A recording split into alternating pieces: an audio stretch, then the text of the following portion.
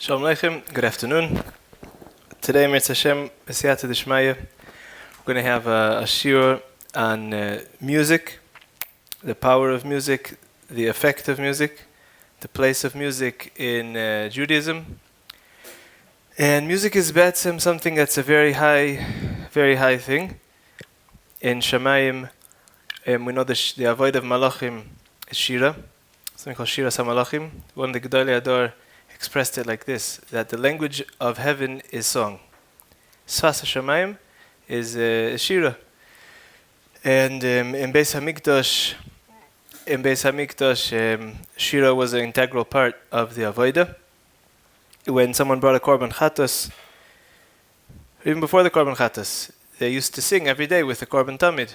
Every day they brought a Korban and they sang. It was part of the kavod of Beis Hashem. It was the kavod that it was the honor of Hashem. They used to sing. The Leviim, it says in the Kuzari that the Leviim got to the highest levels of understanding of Chachmas HaMuzika that ever was in history.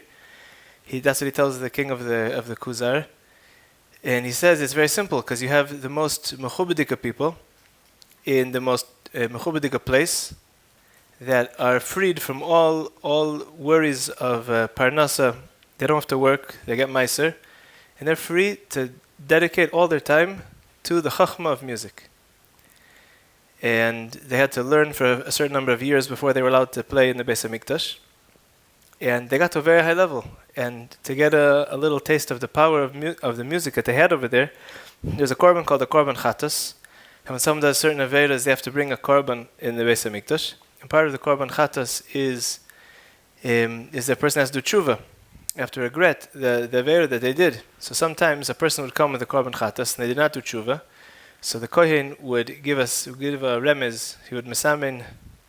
He would hint to the Levi. I hope I don't by accident say words that are not understood in English. This is actually my first time speaking in English, even though I come from Chicago and I speak English, yeah. But a lot of words, they come to me in different languages. So if something's not understood, feel free to ask. So the person came to bring a korban chatas in the Beis HaMikdash. Like for example, you hear that sentence? Person came to bring a korban chatas in the Beis HaMikdash. So that's a sentence in English, right? And they saw he didn't do tshuva yet. So the kohen would tell the Leviim, and the Leviim would start a song, and this song would ma'or his leiv. It would inspire his heart. It would make him almost die. His soul almost left him from great merirus, from great bitterness that he did in Avera, and he would do tshuva shlema on the spot, ad kedei kach that there was a danger for his life. And the Levi had to look carefully on the person that he shouldn't die. And when they saw his soul was about to leave him, it's brought in Svarim what I'm telling you. So he would switch to a happy song, and then he would live again. He would be brought back to life, so to speak. And then he would be able to bring the korban b'simcha, because the korban is avodah, and all avodah needs to be b'simcha. That's just a small example of the power of music and what they used music for in Beis HaMikdash. The uses of music actually find in Sefer Bereshis. It's not going to be too long, this introduction of from different Sfarim. You could fill up 2 hours just from all the Sfarim, all the sources that are brought down, starting from the pasuk in Bereshis that says that Yuval was the avi kol toifes kinor v'ugav, and all the maforshim over there. What was the purpose? Why did he invent instruments? So there's a few pshatim over there throughout the maforshim. Some of them are mafarish letoiva, some of them l'ra'ah. Some of them for good, that he had a good intention.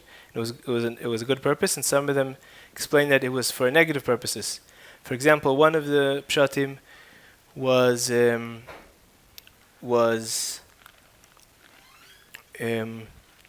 he wanted this interesting pshat. I forgot who says what, so I won't say. Anyone who wants to see could go look over there in the Mefarshim. One of the pshatim was, since he was a shepherd, he wanted the sheep to have a certain schedule. He wanted them sometimes to go to walk, to graze. Sometimes he wanted them to go to sleep. He wanted them to rest, to go. So he used music to make the sheep do what he wanted to do. Interesting pshat. Another pshat was lahamshich lev nashim, to attract women. Another pshat over there is it was after the avodah it was a certain way of kavod for Hashem. That was another one of the pshatim. You have to look over there. But we're not going into all the Marmakoimis. Just mention mamash a few. That Shaul HaMelech, when he had depression. Yeah, famous story everyone knows. And he brought David HaMelech. And David, before he was a melech, he brought him to play music, and he played music, and his depression went away. Instead of pills, he brought music. Music has a very big power, and really there's many stories, especially in the Hasidic courts, that people who are totally not religious came one time to a tish, and they heard a song from a Rebbe, and they were so inspired, they made a total change. Of course, there's many stories like this. It's actually an interesting story from the Skolener Rebbe, that I heard from the Skolener Rebbe, Shlita, who lives in Yerushalayim. He said he remembers one time in America, his father, Zatzal, he made a lot of nigunim. And there was once a song, Mishechat Yashuv Yashuv, a whole song about whoever did a chet should do tshuva. So he says he remembers someone came in, someone mamish not Hasidish, he looked very modern. He said doesn't remember if he had a kippah or not, but he remembers he was just standing there in the Simchas Pesach Shreiva, and tears were running down his cheeks for a long time. So music has a very big power to affect the emotions of people, and really that is what music is. What's music? Music is a very interesting thing, Mipile Habriya, that Hashem made, that sounds can affect our emotions. It's a very interesting thing. Because why should, let's say, why should sounds affect our emotions? But anyways, they do. That's the mitzias. And we're going to investigate a little bit different kinds of sounds and see how they compare to each other, how this sound affects us like this sound affects us like that. Maybe we'll get into the question of, is the effect of music something that's objective, that the music makes the same feeling for everybody, or maybe it's subjective. Each person feels something else from the music. So we're going to bring a few examples. Also play a few examples. And we also have to know that before the technology of record players, there was a phonograph. And before that, there was no music, only instruments or singing. So this is a relatively new in history idea that we could take an MP3 player, or we could hear music, whatever music we want, whenever we want. So to listen to music, I want to ask this question: does it have a place in Judaism? And if so, what's the place? Yep. And feel free to ask questions. I like questions. Throw it at me. I'm not afraid. If I don't know, I'm just going to say I don't know.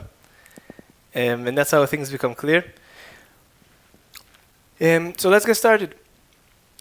Here, we're going to start with a basic idea of music, a basic yesod, that music is based on sounds. Yeah? And now, which sounds are used is very integral to what emotions are evoked from the music. For example, we have 3 categories of sounds. There's a natural sound that comes, let's say, from a voice, or from a bird, from a waterfall, from the ocean, natural sounds. And then we have natural sounds that are processed, mostly through digital means. And then we have electronic sounds that have no source. They're not natural sounds. They're totally electronic. That means they're generated by a synthesizer that generates a sound. And the synthesizer has the technology that they could process all the different parameters of the sound. They could design the sound. Yep. So let's, for example, a natural sound could be, let's say, a flute. I'm not going to play it without any microphone. You could hear a natural sound, for example.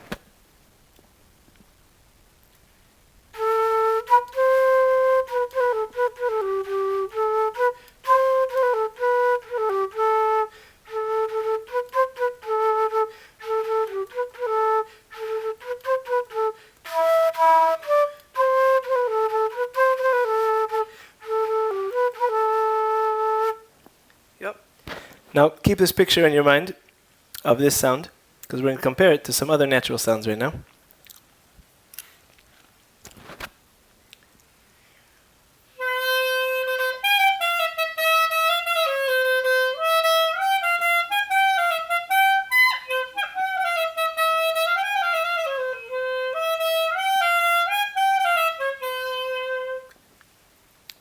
Yep, a Chabadsker song. These are sounds. These actually are relatively similar instruments. And now each sound gives a different kind of a feeling.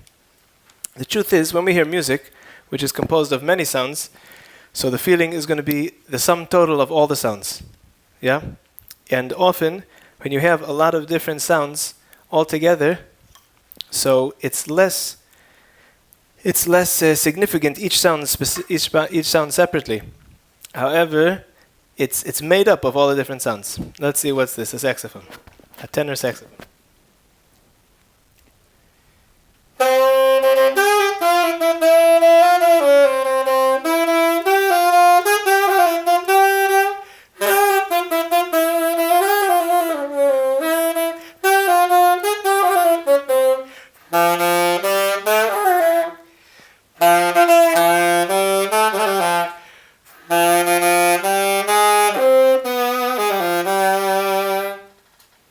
So this gives a different kind of a feeling than the clarinet. It's pretty like obvious, right? Now, which exactly feeling it does, it gives, there's a certain difficulty in speaking about the feelings that music evokes, which is the main difficulty of this kind of a speech. And what's the difficulty? Music is called Sfas HaNefesh. It's called the language of the soul. It's a kind of a language that expresses the feelings a person has and could evoke feelings in people. However, these feelings are often undefinable in words at all. There's no way to put into words the feelings, because it's something that's too subtle to mamish put into words. You understand? You could say general words. You could say this music is happy. This music makes simcha. This music makes sad. This music makes longing. You could say general words, but to actually define what feeling you're getting from music is usually impossible. You could talk around it, but you can't really magdir. Let's bring a very difficult example. Think, what feeling do you get from this music?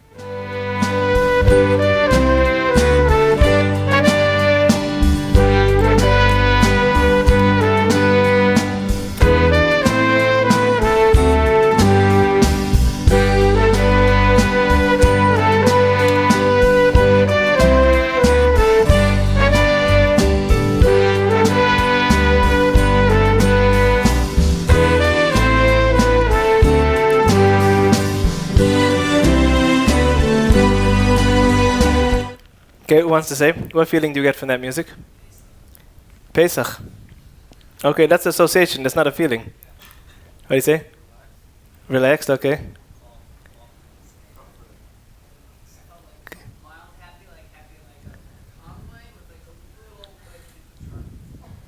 Triumph. Very good, I would have said the word Hisroimemus. I don't know how you translate that.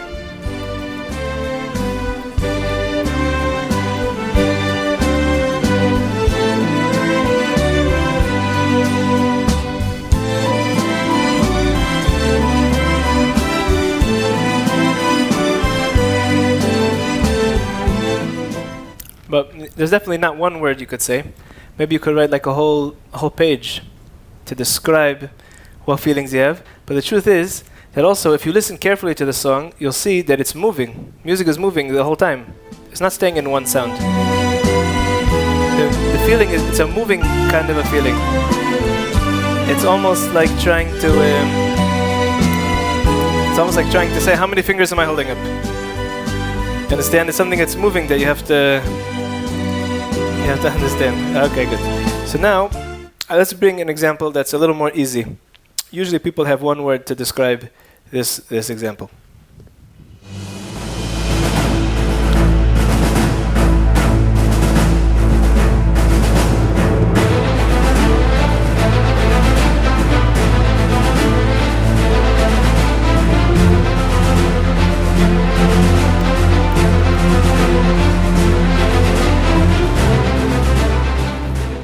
What's that? Wow, English is much more difficult than Hebrew. There's more words, I think. I know, in Hebrew everyone says milchama. There is a kind of suspense there, but it's a kind of a war. Well, now let's get to a very important point. This is very necessary to lay down clear that we should be on the same page. Music. Did everyone now feel the same feeling from this this?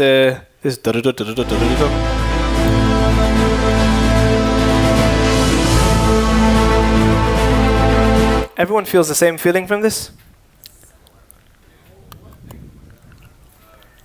So is the feeling they get from the music, is it objective? Is the music objective, or each one, it's subjective? Each one feels it differently. Because it's the same sounds, yeah? Everyone's hearing the same sounds. There's probably like a bandwidth of subjectivity. Like you can't feel like sad so much in hearing that. That would be an outlier response. But the truth is you could. You could, but it wouldn't be normal. Yes. So really, what do you say, everyone agrees? No? You can't really know what's in someone else's head. They could try to describe it to you.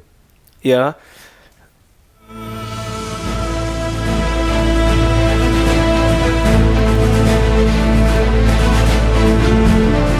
So let's just say it out clearly.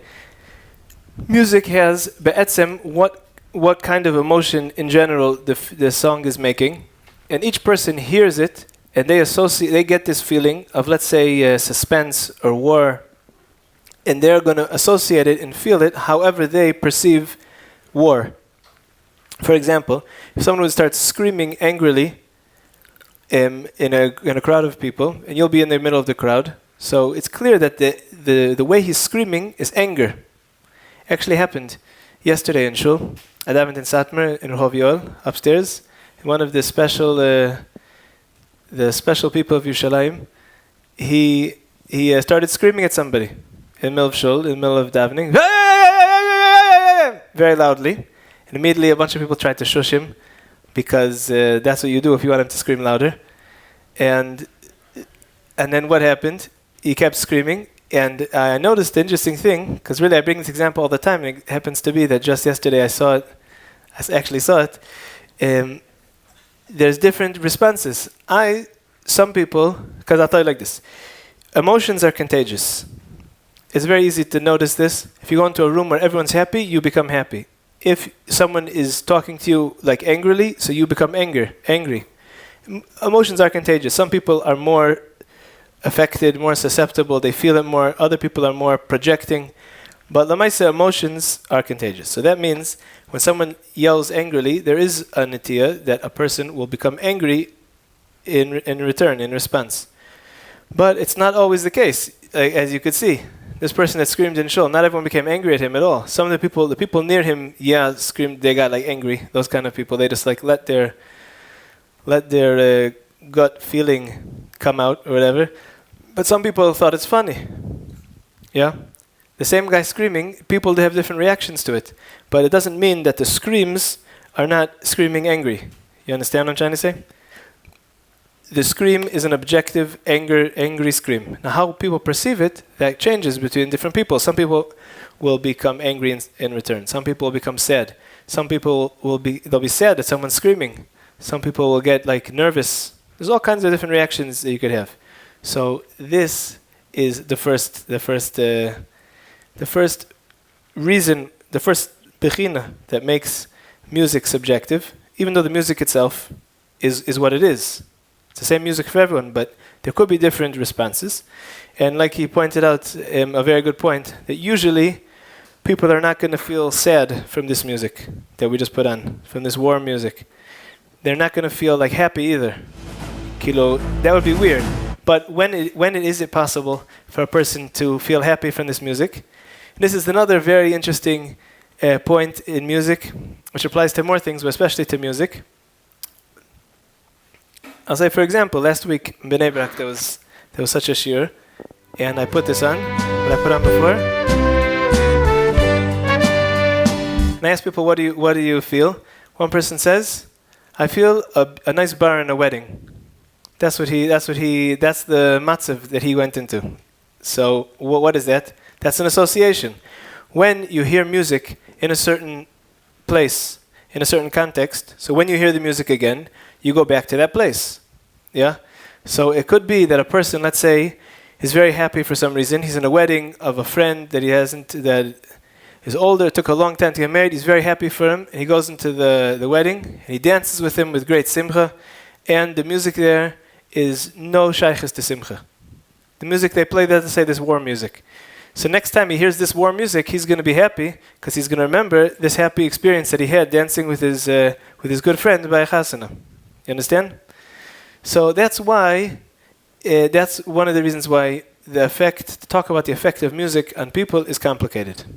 Yeah. So what's really the point? What are we trying to get to here? Is we're going to try to bring out that people could become more aware of what music they're listening to, in order to know how to use this huge power of music, which so tremendously could change people's mood and their feeling from in a very extreme way, from very sad to very happy in a second. You understand? So now let's see one more example.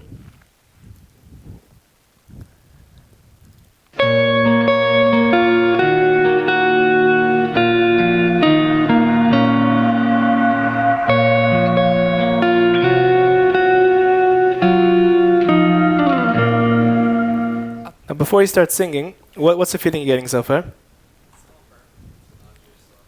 It's not an Andrew song. It is, but it's not. You say somber? Sad. It's a simple meaning of sad. Now, if you notice, do you know what it is about this that made you sad?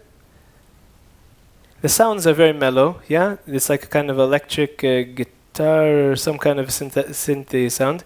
But there's also a kind of a wind, a metallic wind that falls. This movement in the soul of makes sadness. Well, listen again.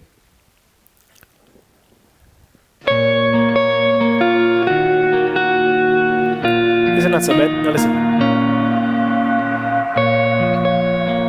Now it's unbelievable. Someone, like, let's say I have a studio, and I also use this kind of stuff to evoke emotions. When you listen to the modern music, the popular music, it's unbelievable how much sounds they're putting in to evoke emotions that are actually not musically related.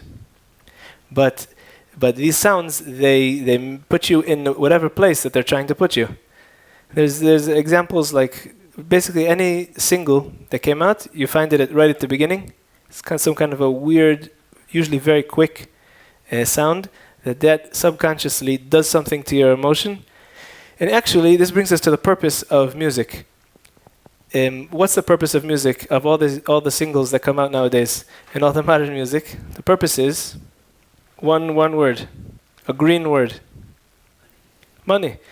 They want to make money. How do you make money from music? It used to be they sold discs. Now they don't really make money from that. So they have concerts, or they get called to dinners or weddings less. And how do they do that? They make you a rigush. How do you say that? They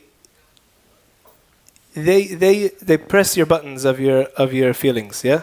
And however they could press it more sharp, more quick, and more deep, that's how much you're going to be drawn to that music, because people like when their emotions get evoked. It's a pleasure. Like, for example, this song in certain ways is very popular now in Israel. This one. But it makes sadness, yeah? So why does a person want to be sad? Can someone explain it to me? Yeah, you have an answer? What do you say? Volume of feeling, so they feel more, even though the quality of the feeling is not. Oh, saying very good. Very good. That's exactly the answer. But before we say the answer, I want to make the question even better. Why do people enjoy the news, which talks about all kinds of tragedies and all kinds of bad things that happened? Like 100 people died here in an earthquake. Here was a traffic accident. The 60 people died and 27 wounded, critical condition. Why people like to hear about that? It doesn't make you happy. But people like it. Or you can find some people that they sit around and they talk. You heard what happened to him, this bad thing and that bad thing, and I don't even go through all the tsaras that people could have. But why people like that? So the answer is what he said. A strong feeling is pleasurable. Even a negative feeling. Strong feeling is pleasurable. This is a huge yisoid. It's probably worth it coming just for this, just to understand this, because or else you'd understand why people are so drawn after music that is negative. In other words, who wants to be happy and who wants to be sad? Being happy is more fun. Yeah? And this is words that like you don't need to be Jewish to understand. Like to enjoy life and to be happy. So you have happy emotions, that means you're happy. So what I'm trying to say is that a strong emotion makes a pleasure, and that pleasure draws people, because people like to feel pleasure, yeah? People are looking for pleasure. Now, yeah. Yeah. But it's more than that. It's a very healthy and necessary need, human necessity to feel pleasure. That's how Hashem created us. And really the reason is Lisan Negal Hashem. That there's a tremendous amount of pleasure to be had from clinging to Hashem, to understanding Hashem. We're in a certain way, in Olam Hazeh, we're a little far away from it. And in Olam Haba is really the place of that pleasure. It's like it says in Mesilas Yesharim. But in this world, the people, let's say, who could sit and learn for a long time, the proper way, it's the most fun thing. There's nothing more fun. It's the most pleasurable thing.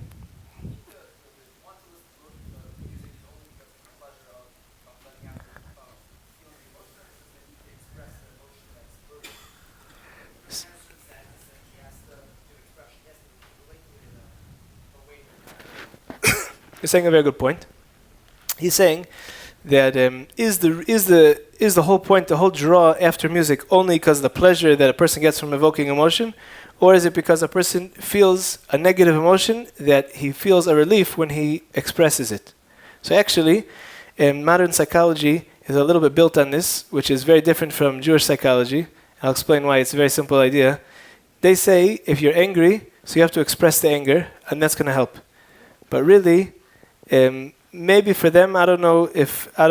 I'm not even going to go into daning if for a non-Jew it's true or not. But for a Jew, we have a much better way, because usually when you take a negative emotion that you have that's like stuck inside, and you express it in a way, there is some emes in that. When you express it, you feel relief, and then like you can go weiter. But it all depends. It's a shtickle.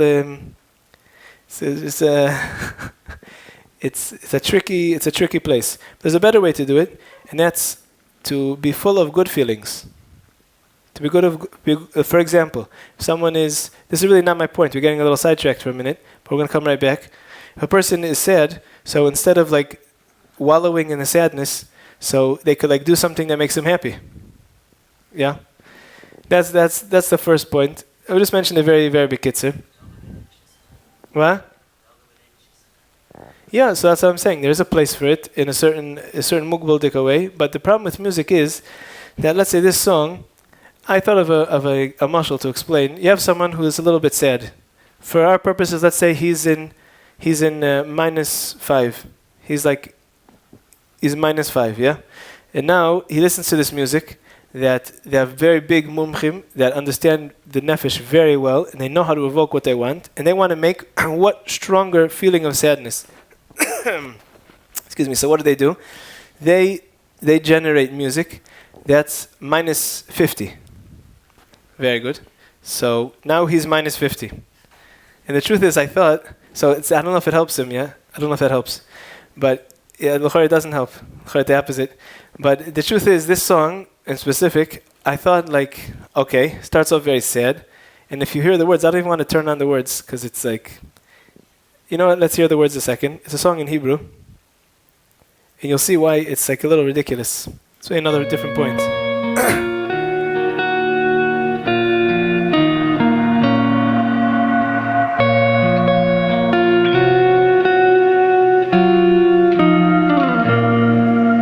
עצבות נועלת שערי שמיים, נועלת שערי שמיים, תפילה פותח. Heard I said, Kilo is crying.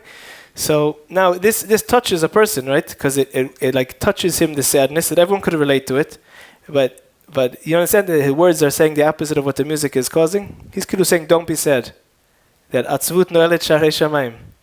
But the music is making him more sad than the words are taking you out of it. Lamaise, I thought this song in the end is going to be turn happy, but it doesn't really turn happy. Even though the drums kind of pick up. So it's like a little bit, it's not as sad in the middle, but it just makes you like from minus 50 to like to now to minus 25, something like that. So it depends who and what. The truth is, most of the big mechadshim of new styles of music, of the modern music, is people who are borderline insane. In other words, they're people who usually they overdose after, like at some point in their young career, and most of them need psychiatric help. They need pills, and they express in their music some kind of new craziness that otherwise people would have no exposure to. Someone who knows about the history of music, they could bring rayas, and I'm talking about secular music, yeah. They could bring. You could see, like as you go through, how all of the big people who brought in a new style, they fall into this category. But the truth is, it's important to understand, just for 1 second, the history and the development of music in the world in the last 1,000 years, but especially in the last 100 years, because in Jewish music, what's called now Jewish music, it's basically paralleled until, like, let's say when I turned on this song, before you heard the singing, so someone here said that's, well, it's not Jewish. Yeah? What do you mean? It's the most Jewish you could be. He has payas. He has payas, the guy. They're wet payas, but he probably came out of the mikveh. So, basically 1,000 years ago, the music was in the hands of the church, and they didn't let it out. They wanted people to come on Sunday. So there was not allowed to play music, Mesurudik, orderly music, outside of the church. There was still folk music throughout the years, like the peasants sang their songs, and the Jews, we had also nigunim that we sang. But really, the main organized music was in the church, and even by then it wasn't so organized till music started being written down. Maybe like 400 years ago, like started approximately, 300 years ago. And then what happened was, until then, let's say you could have a musician with a violin, you could have a drummer, they would make noise by a wedding or something, but they couldn't really play together from one country to another because there was no organized music. Now, what happened? I'm talking about in the Ashkenazi lands. I don't know what was in the Far East or in the Mid East. I don't know what was over there. But the Bekitzer, what happened? One of the church composers, he made a composition for secular purposes, just to enjoy, just for the sake of enjoyment, not for the church. And he was put in Cherem, they banned him, excommunicated him, I don't know what they did, it was a whole balagan, but he was the first one. I forgot who the name was, the one who explained me this whole thing, that he took a whole course in college about it. He explained it to me in like half hour, and I'm telling it to you in like a minute and a half. So in that time, he was the first one. He made another few compositions, not for the church, and then more people started doing it, and then the music like broke out of the church, and then that was basically the classical music started. Classical music, for whoever doesn't know, is something like this. When it came like kind of to a peak, let's say like 100 and something years ago, in a certain way, there's also tkufas. There was how do you say tkufas in English? There's periods, there's different periods in classical music that had different differences, but it doesn't really matter so much. The point is that it ended up being something like this.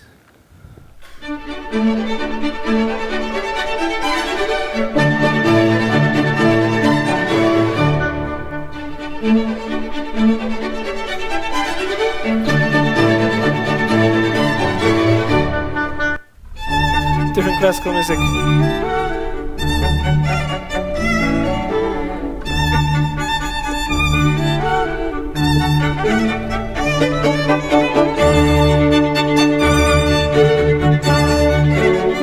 classical music, I'm not recommending to listen to classical music. I don't listen to classical music. Classical music is music with chokhmah.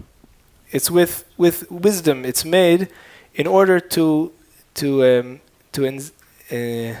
insight. It talks to the higher part, the more intellectual part of a person. And it was really made by the higher class of society, for the higher class of society. That was classical music. That was what it was for. There were big chachamim. There were people that knew how to write a composition for a whole orchestra is like ridiculous. You have to have a head of like a genius in order to put it together and to know the chacham music so well, to know what's the violins, what are they going to do. There's a few rows of violins, and then you have the cellos, the violas, the uprights, and you have the horns, the winds. It's very complicated. It's not easy to do such a thing. They had to be very smart. And the ones who played the music, they were totally meshubad to the notes. Yeah, they played exactly the notes, how it was written, and really everything was going after the composer. And this is classical music. It has a lot of subtlety. They do a lot with dynamics. Rhythm is, there's a very clear rhythm, but the drums are almost non-existent, except for in like marches or things like that, except for as a sound effect. Okay, now all this changed when about 100 years ago, a new kind of music was invented. That's called jazz. What's jazz? Jazz is from Central Africa. There came to America a lot of people, yeah, and they came first as slaves, and when they freed them in the Civil War, which was something like 140 years ago, they freed them, yeah. After they freed them, it was still not allowed, according to the American government, it was not allowed for a black person to play music or sing in a public place. Because it's not decent, it's not proper, it's not menschlich. How do you say menschlich in English? It's not appropriate. It's not menschlich. Bekitzer, and this was the situation through 1920 and maybe a little after. So, and then the black people who were in America, they actually continued the music that was in Africa, which we're going to explain what it was in a second. They actually continued that music a little bit in America, but then really a Western ear cannot handle at all the music that was in Africa. We'll explain why in a second. But they started taking instruments, like the Western instruments, like a trumpet, a saxophone, drums. They actually invented a new invention that until then did not exist, which is called a drum set. Like what we see now, the drum set, it was invented around that time.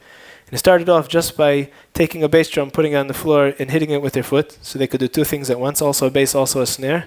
Then added it to a hi-hat, maybe first a ride. I don't know exactly. Okay, so a drum set is an invention that came from jazz. And really the music that they developed was kind of taking the yesodos, how do you say that? The foundations of African music and applying it to the Western instruments, and it developed a whole new style. Now, what was it? I'll say, usually people who are not so musical, they don't really understand what I'm saying, but I'm still going to say it quickly anyways. I see quite a few musicians over here. In Africa, I spoke with a person who was an extremely big expert in jazz and African music, and he explained it to me like this. There's three main differences. I actually heard a share from him. It took 2 hours. And I'm going to say it in like 2 minutes, yeah? And maybe 3 minutes. Because they have three main differences in African music to the Western music then. The first difference is the scale. They had a different scale. A Western scale is a major scale, let's say, is 7 notes. The 8th one is the octave. Yeah? Their scale is only 5 notes, and it's actually not really playable.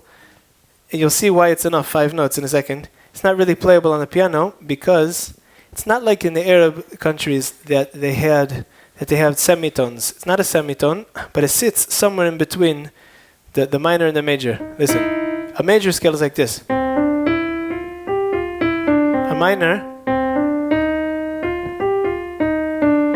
So their scale, it sits over here. It's in between somewhere. And actually the place where it is not the same every time. So it goes on like this. You understand? And actually it skips the first one. He told me like this. 1. That's the most similar one.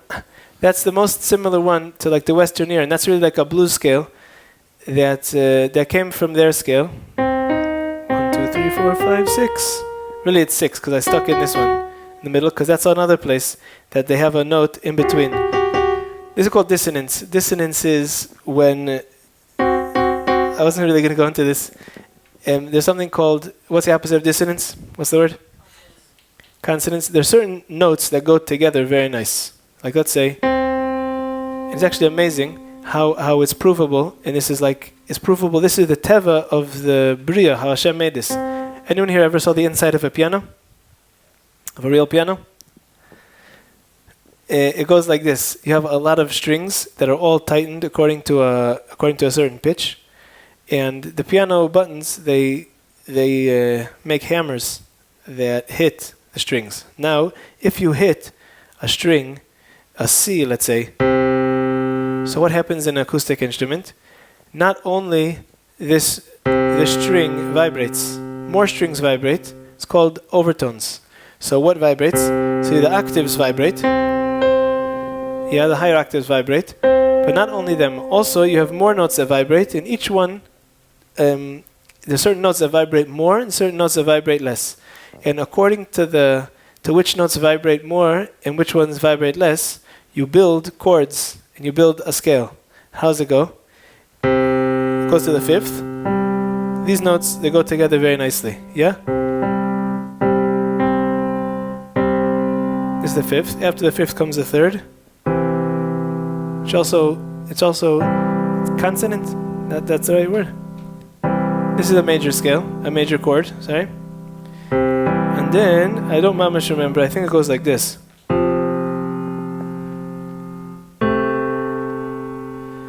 And now, we're getting to the consonants of it, a dissonance. Now the worst dissonance is this, really. Or this. Now, what's the point of that? Is built-in dissonance is built into the African scale. It's built-in dissonance. Now, that's one difference. They have a different scale. Another difference is the music is mostly drums. It's mostly percussive and very little melodic. Why? What's the reason? The truth is, I'm from Chicago, and from age 12 to let's say 14, there opened up on my street an African store that sold things from Africa. Sold djembes and jewelry and like clothes, pictures. I don't know what they sold over there. I remember mostly just the djembes because they made a drum circle every week that I was curious to see what happened over there, and I went for like a whole bunch of weeks. And afterwards, I didn't understand why I went, but now I see why I needed to go, so I could tell you what it is. And they brought a master from Africa. I still remember the guys. There's like 2 or 3 different ones. And how does it go in Africa? First of all, we have to know that the purpose of the music in Africa was for the Gimel Averos Chamurais. I'm not translating that. The purpose of the music was for that. And they had different Avodah Zarah rituals of voodoo that involved like taking organs out of live animals and people and other kind of worse things. And the music was part of this Avodah Zarahs, yeah? And the music put them into a state that they'll be able to do these kind of things. So really the point of the music was to incite the most base parts of them, yeah? They weren't so like intellectual or so like, it wasn't like an intelligent kind of a chachma of an art. It was simply and it's very old also. It's like 2,000 years old, maybe more. And basically what you have is 200 djembes. There's another kind of a drum that like stands up, 1, 2, 3. Really a tam-tam it comes from that. Like on a drum set, a tam-tam comes from that. They're also called something like that, tam-tums or something. They have a name that sounds something like tam-tums. I played them a few times over there in the drum circle. And Bekitzer, he tells the first 2 or 3 people sitting there, you do this beat. Tum-tum-tata, tum-tum-tata. And keep doing it. Yeah? Till he sees they're doing what they're supposed to do. Keep doing it. Goes to the next few, tells them a different beat to do, along with the first one. It's called multiple compound rhythms. And they're doing something else that fits with the first one. And then they repeat it. And then you have another 3 or 4 people that does another part. And there could be 4 or 5, 6 parts. And everyone's repeating it. And you're there until he has everyone doing what they're supposed to. It could take like 15, 20 minutes, half hour. And it's like just booming away on your head. If you know what a djembe is, it's very loud. Yeah, take 2 djembes, 3, 4, 5, 20, 30. It's ridiculous. And if you try to imagine 200 djembes of like people who know how to play it actually. So there's a big difference of the people that just came. The sound doesn't come out. You take an African that's like it's in his blood since he's been 3 years old, since his halakha. He's been playing djembe. He gives a hit and like the whole room is shaking. It's very strong. And I had some really weird experiences over there. But back to in Africa, when they used to play these drums, they had like a few other kind of drums. They have some kind of a small flute, and they have horse men singing in their funny scale. Yeah. So that's the music over there. It's all rhythmic. So this is a big difference that jazz brought in, and that is the music has a steady beat the whole time. Which with the drums playing a steady beat, and the emphasis became more on the drums and less on the harmony and less on the melody. Okay, now the third difference is in their beat also, just like they have in their scale, that the notes are not really sitting on the proper place. It's like kind of in the middle, and it's not even a set place in the middle. It's kind of like changing according to, I don't know what it depends on when it changes and that. But anyways, then they have in the rhythm also, it's really swing. Swing is where you see it. And swing is a rhythm that doesn't have a set place where it is. You can't write it in notes, and you can't play it on a computer or a keyboard. You can only approximate it because it goes, it's a kind of a feeling. And it doesn't sit on a grid. You can't write it. The closest you could do is you make triplets, 4 triplets, and you take out the middle one somewhere. I forgot. I don't remember what he wrote. He wrote it for me out. The one who explained me this whole. I know what swing is. I've heard swing. Because there's swing. The word jazz. I'm also not gonna say it in English, but the definition of the word jazz. Maybe there's machlekes ben hapoiskim. What does it mean, jazz? But one of the pshatim is pritzus. And there's actually big jazz people that when they asked them what's so special about jazz, there was once one of the big jazz musicians from America. He went to the Caribbean places, and he brought in jazz over there. It was very successful. The people loved it very much. So he says, "What about jazz is so exciting?" So he basically said the pritzus shaboy. It evokes those kind of feelings. So that was jazz, and jazz is not really our point nowadays, because jazz is pretty much forgotten. Actually, there's 2 kinds of music that's aser to listen al pi halacha. Stam if music is mutter or not is a sugya that has to be learned. If there's a heter or not, what is the heter? But if, let's say, it's allowed to listen to music, let's say by chasana for sure it's allowed. There's 2 kinds of music that's aser. One is called shirei agavim, which is love songs, and the other one is shirei avodah zara. Songs that were composed for idol worship. Okay? So now, when I was looking at the beginning, a while ago when I was making one of these shiurim, I was looking for an example of jazz to show what it is. And I did not find a jazz song that the words did not fall into the category of shirei agavim. Yeah? I stopped looking after like a very short amount of time. But be'etzem, that's what it is. And I was actually in a wedding of a relative who's not so religious. And I don't know why they decided. I'm saying I know why they decided to put it on, but the whole, let's say call it a Kabbalah's panim reception. I don't know what you call it. They had these songs on, and I pushed it. I couldn't be there. I put in earphones and I did like this, because it's also to hear these songs. It's a isur. I'll go panim. This is jazz. After jazz came rock. Now I'm skipping. There's a lot more words and styles and genres that are all similar in sub. Like blues and rhythm and blues and etc. There's mamish a whole basket full of different genres that developed and sub-developed and etc. But Lamaisa came from jazz, came rock. Rock is a different style. It took yisoidus from jazz, that the emphasis is on the rhythm and on the drums and on the bass, because by then already they had amplification for the bass guitar. Yeah. And that was a different kind of music. It wasn't Indian of pritzus like jazz. It was more of Indian of aggressiveness and of anger. And this really is what made the youth of the whole hippie movement that turned over the whole American culture really was fueled by the music. It's hard to say if because they wanted to cast off themselves all the what do you call them? Yeah, all the constraints that the traditional constraints that, like, for example, I think I heard this from Victor Miller's Etzel, that there was once a man in a New York park in the 50s, and it was a hot day, so he took off his shirt. He was wearing a t-shirt, undershirt. Took off his shirt, he got a ticket from a policeman. He got a fine of being indecently dressed in a public place. For example, yeah, nowadays I don't think that law still exists, as far as I could tell. And another example is I saw in a book that described the history a little bit of America, and in 1915 they brought, it was actually a handwritten paper that said the guidelines for a public school teacher, a Goyish public school teacher in a New York public school. It's handwritten with like a very nice handwriting. I don't know if you ever saw those signs from the 1915.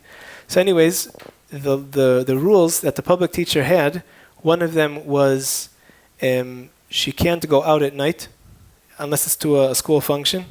She can't go out with another man that's not her father or brother. And her skirt needs to be 2 inches higher than the ankle, not the knee. Yeah? And there's other such things of tznius that I don't want to say like halavai aleinu, but because there was a certain menschlichkeit, nachamol, this word that we don't know how to translate, certain kind of humaneness. How do you say a menschlichkeit? Decency, a certain amount of decency that existed in America. There's more examples of this. You say people used to go with hats, yeah, but I guess they blew off all the hats. It was something called like dressing mechubed.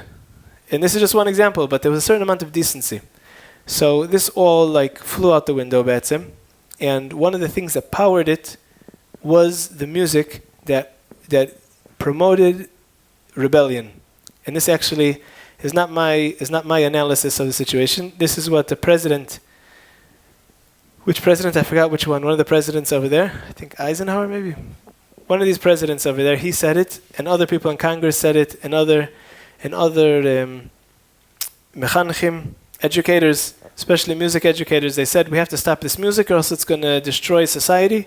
And they didn't stop it, and they actually did destroy society. Someone told me, I wonder if they changed it back. So I had a guest on Shabbos a few months ago. He told me that they passed a law, it was in Seattle or California, that it's allowed to steal. Like until $200, you don't get in trouble.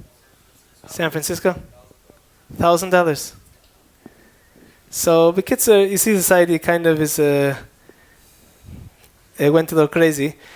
So, anyways, it has a lot to do with the music. But after rock, yeah, I think everyone knows what rock is. So I'm going to just put in a quick example.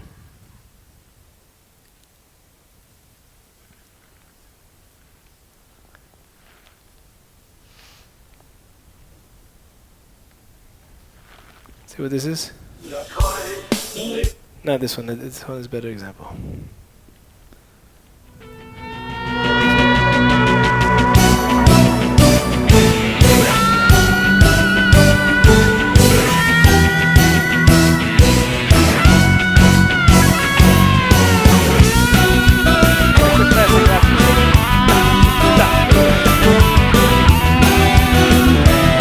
Now, what do you feel when you hear this music? Energy. Oh, very good. There's a lot of energy in this music. What else? Or a better question. What kind of energy? Prigasol. But say what you feel, not what like the answer I'm looking for. You know.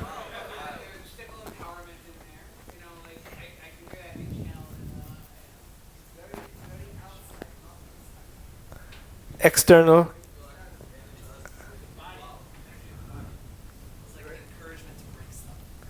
Encouragement to break stuff. Good. Empowered to do what you want. It gives you power, energy, and you could do what you want with it.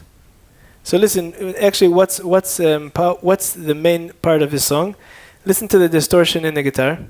did we say the different kinds of sounds? We got sidetracked. Well, there's a distorted guitar. Listen.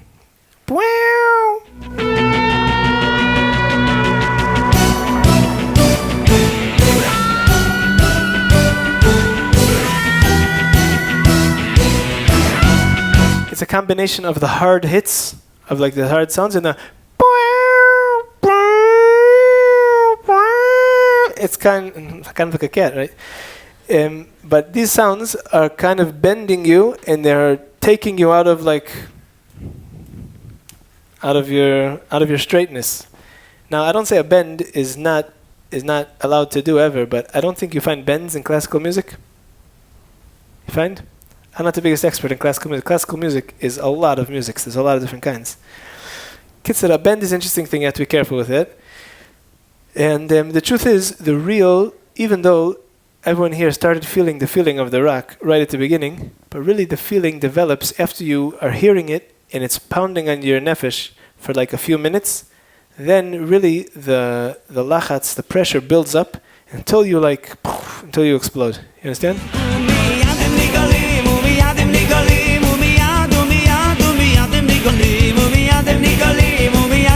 Now, it's interesting thing about the singers.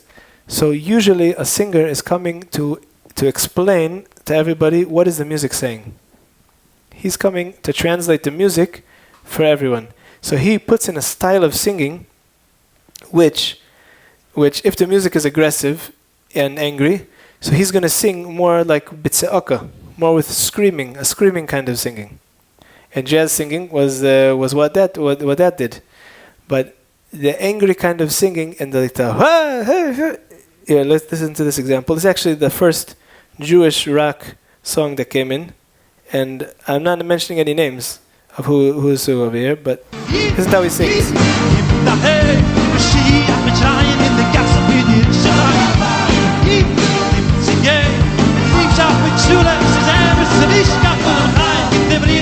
It's a very old recording, so it's not so clear, the drums and the cymbals and everything, but you hear how he's singing. It's a lot of screaming, and also not only screaming, it's like bending the notes.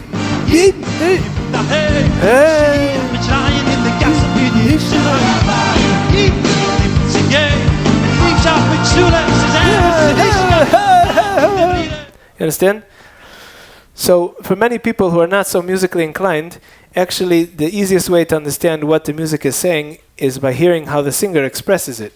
That's often the case. This is rock music. Now rock music, basically, this one was basically one of the first rock songs that came out from a singer that really, he started off being like very Hasidish, traditional kind of a singer. His father was a singer. He sang on discs. If you hear him when he sang when he was a boy, beautiful, mamish, sweet, very talented singer. But then he went off a derech, and he became a jazz singer, basically. And he learned like modern styles of singing. And then he was choizer b'tshuva, except for his singing did not choizer b'tshuva. He sang the same styles, secular styles of singing, to Jewish songs. And he basically was the first one that brought it in. And there's a lot of energy there, and people, they like this energy. And it's understandable because there's a very strong desire in people to break all boundaries and all borders and to do whatever they want to do. You understand? This is really... Huh?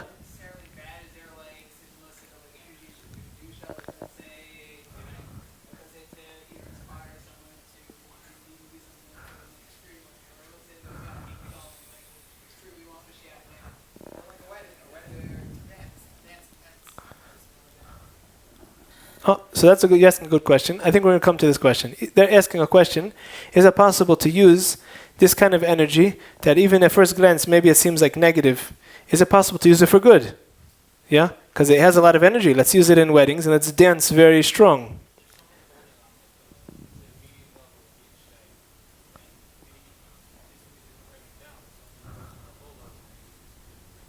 Very good. You're saying a similar kind... He's suggesting an answer to this question. I really would want to get to this a little later, but we're already here. So he's saying that maybe it depends who's listening to it. If they're holding, the music is on a certain level where it is, and depends if you're higher, so it brings you down, and if you're lower, it brings you up. Okay, let's get to it soon. Because right now we're not talking really what's good and what's bad. We're talking what is it first. First we're talking what is it?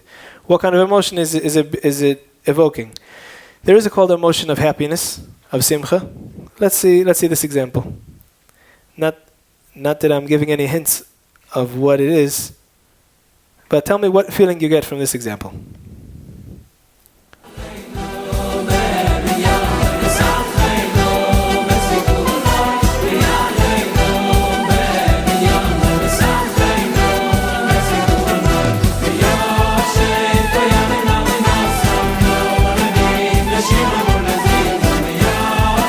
Did anyone here ever dance in a Simchas Pesach with this kind of music?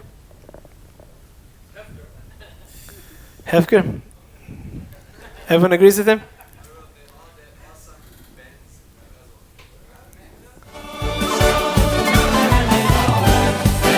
In the clarinet.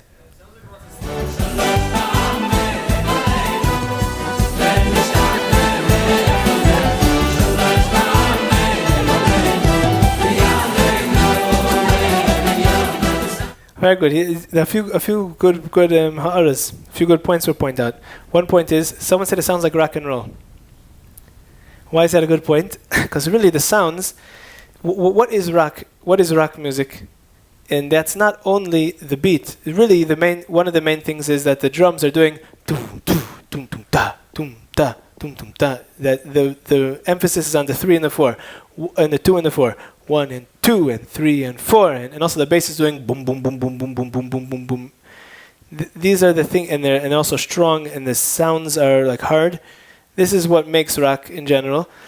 But one of the things is the kind of sound it is. So this drums is a kind of hard sounds, yeah. It's actually not. It's not a real drum sound. It's a sound. It's a synthy. How do you say call it? Not synthetic. How do you say? Synthesized sound, yeah. It comes from the keyboard. It comes from an old drum machine, a less drum machine. And he said that the clarinet is doing bends.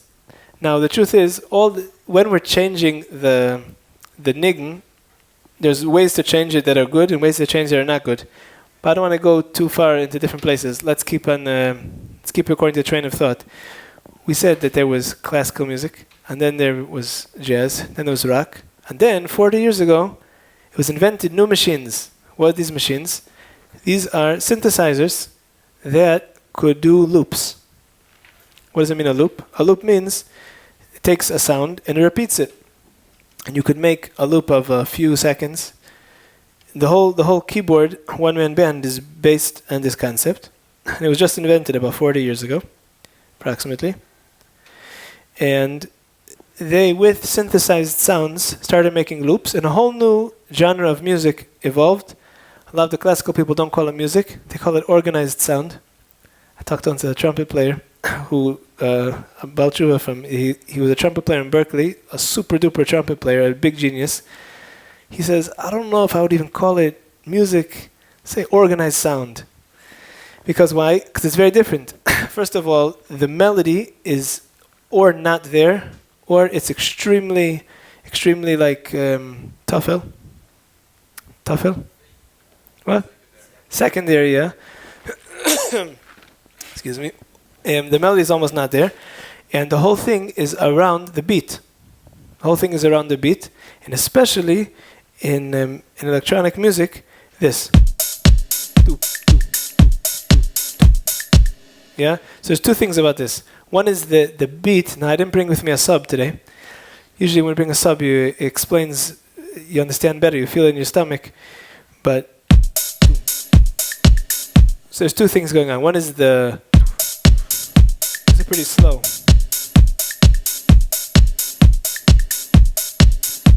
So really, it's kind of similar to rock. That the 1, 2, and 3. What? No, not jazz. Jazz has a lot of subtleties. Jazz something else. This is more similar to rock, and it really was an extension because all the music that was developed basically was the popular music was pop music was made to make money, and what makes money is whatever's popular, yeah. Yeah, I'm trying to say is the same people that were in the pop rock music business. So they were the same ones that developed a new twist, and then they put electronic sounds in, not just in the rhythm and the beat, also the sounds. Everything changed and turned electronic until nowadays. Almost all the music that comes out is electronic. Almost all the popular music, not all of it. There is still some like guitar music or some you can have a disc with real drums on it or with horns, but it's going to the back because for a simple reason that I have a friend who's about tshuva, an Israeli from Akko, and when he was 24 he was chodesh b'tshuva, and until then he was very seriously and intensively researching the inyan of synthesia, the science of producing or engineering sounds. And he traveled to a lot of different places in the world. This guy's a very big genius. He was in Russia, in Germany, in England, in France. I don't know where he wasn't, to find the biggest people who make sounds. In electronic music, often the sound is the basis of the song. They first make a sound, and then around that sound they produce a song. He told me a lot of interesting things, but what I want to say now is that he said he noticed that all the biggest ones who create sounds, they are all over 50, many of them over 60. And he wanted to understand why is that. And the answer was that he came out with is because in order to get to a very high level of producing sounds, you need to learn mathematics and physics for like 20 or 30 years. So these people are very smart, and they studied also the effect of the sounds on the nefesh, and in order to achieve their goal, and what's their goal? Is to evoke emotions. The stronger, the deeper, the faster. So they found how to make a sound that goes, it slices into you. It goes like as deep as possible, as fast as possible. And they're very smart and they're very matzliach. They have sounds that they push it, they incite, they wake up the emotions stronger than natural sounds. For example, someone knows what MSG is? They have synthetic tastes. In Hebrew they call them chomrei tam verech. That these tastes, they taste much more like an orange than an orange. You understand? So now that people are hearing these kind of strong sounds, and like the remix is like more geschmack than the original, so they want more of that. One of the reasons is because it incites the nefesh more. The other reason is because the saf harigishut. How do you say that? I'll explain what the idea is. The idea is if someone every day they eat hummus, and this is Israeli example, but you'll understand what I mean. They put in 200 grams of a black pepper in their hummus. Every day, that's what they mix it together, they put it on their bread, and that's what they eat. So their taste buds are like dead to feeling regular tastes. If you give them one day without all the pepper, they're not going to taste anything. So someone gets used to listening to very strong music. What? Yeah, they become a certain way numb. It's not the end of the world. You know, most people, myself included, I also learned in our semech like 20 years ago approximately. Most people, who get like serious, they have a certain stage where they like check their music and their music shifts according to the level where they're holding. Everyone slowly in the proper time, whatever. But that's another reason that the music turned basically electronic, and especially in weddings with a keyboard, it's like almost 100% electronic nowadays in many weddings. Now, so very good. So there's two kinds of electronic. Really, we started off with this, and I didn't get to it. Natural sounds, we showed a few. And then there's electronic sounds that are modeled after natural sounds, like this. This is electronic sound. It's totally synthetic. It comes from the keyboard, from the sound generating program, whatever. And it's modeled after a piano. And it's fine, but you have other sounds that are not modeled after real sounds. And they're just... what's this?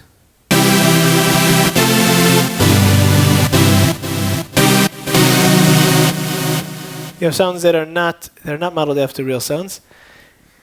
and and they do something. They like hit you harder, right? Hit you harder than the piano.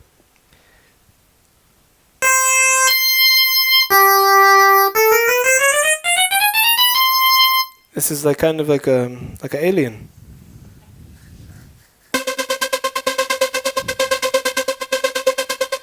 So they found all kinds of sounds that really like they press your buttons stronger than like natural sounds. And I think in order to explain this, I have an example that I made a song, a pretty common song everyone knows, and the accompaniment changes after each time, and everyone could listen to the song. I'm going to play the whole song with a clarinet, the melody, and listen to the differences of a feeling from when the accompaniment changes. Yeah, and I think a lot of the ideas that we talked about will become more clear.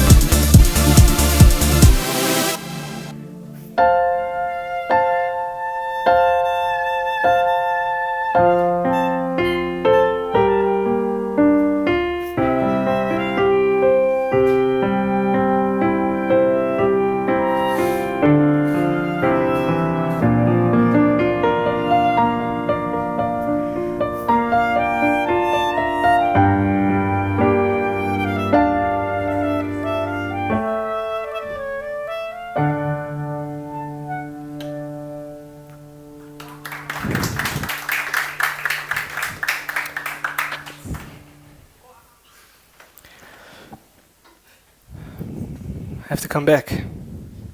I just kind of left the room for a few minutes over there. So we noticed that the accompaniment changed in the middle, right? A little bit changed. So what was the differences between the different accompaniments? What? It hit different every time. Okay, so let's listen to it together again. And let's, I'm not playing it again. We'll just listen to the sounds and see what about it made the feeling change and what feeling actually came.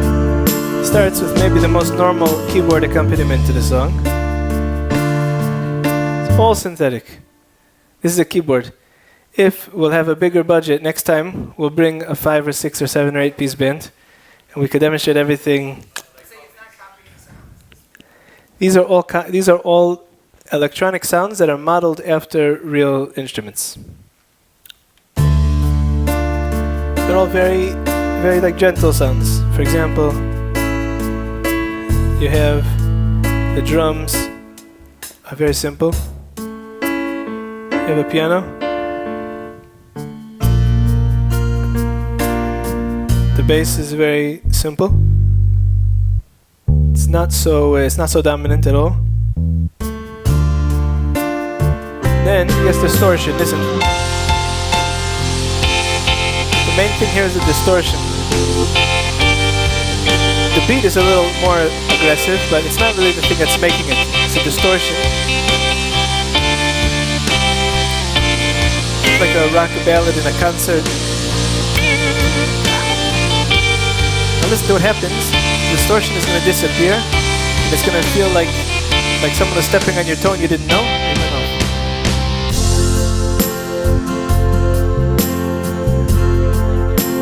Yes. Yeah, you're 100% right. We're going to get to that in a second. That's the next point.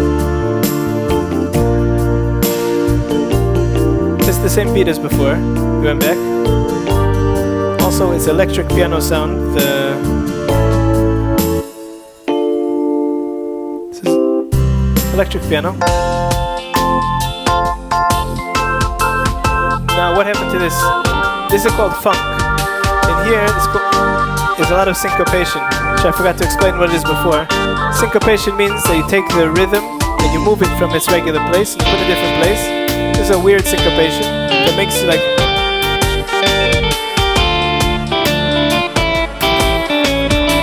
It's also a little bit distorted guitar.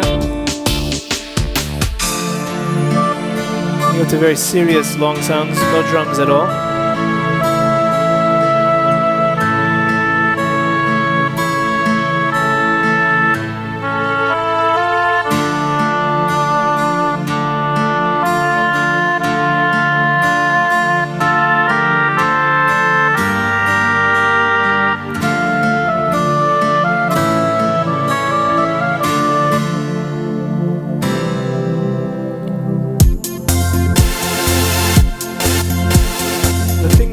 You over here is the bass.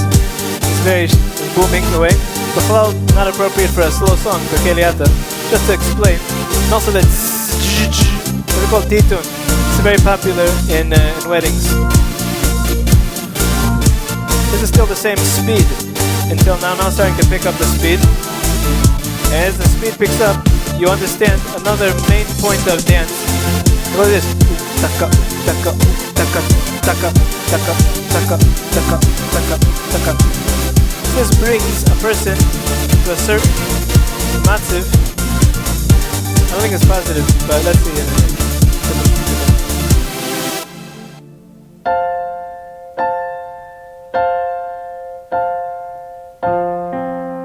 It's a piano. It's very clear, simple. Relaxing, I don't know. What words do you guys give to this piano? Relaxing, relief from what came before. Oh, you're saying a very good point.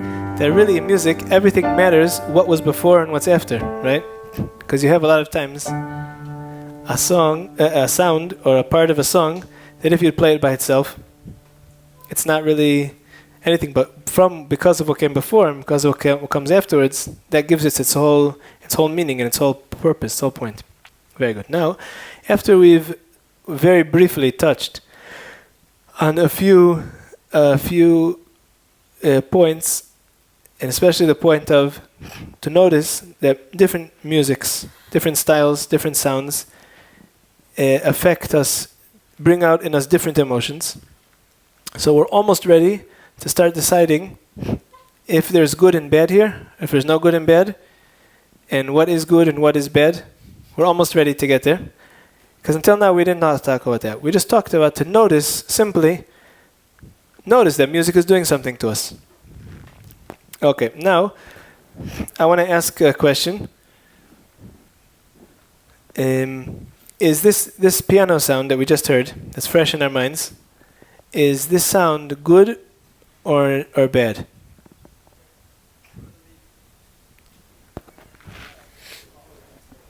What?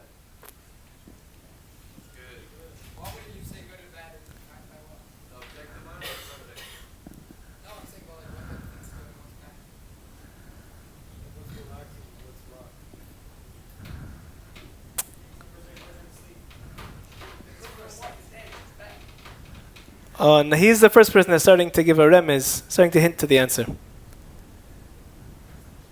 What's the real answer? Depends on the purpose. Very good. Depends on the purpose. If you want to dance, so it's bad.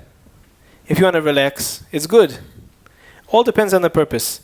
So now we have to ask the next question. When it or let's ask like this first. Why does a person turn on music to listen to it? Not in a wedding. Turns on music to listen to hear music. Enjoyment. Okay, good. You said the right answer right away. A person wants to enjoy. Sometimes they have other reasons. They're like, let's say they're in a bad mood and they want to change their mood, or they want to be in a worse mood. But really, they could do that without music. Why are they putting on music? Because the enjoyment of the music is what does it. Yeah, the enjoyment of the music is what distracts them from their bad mood. And the enjoyment of the music is really what makes them want to feel more sad or more angry than they were.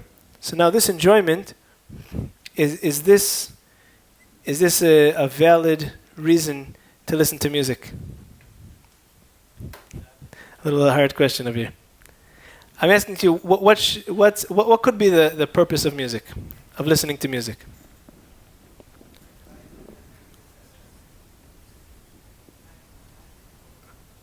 No?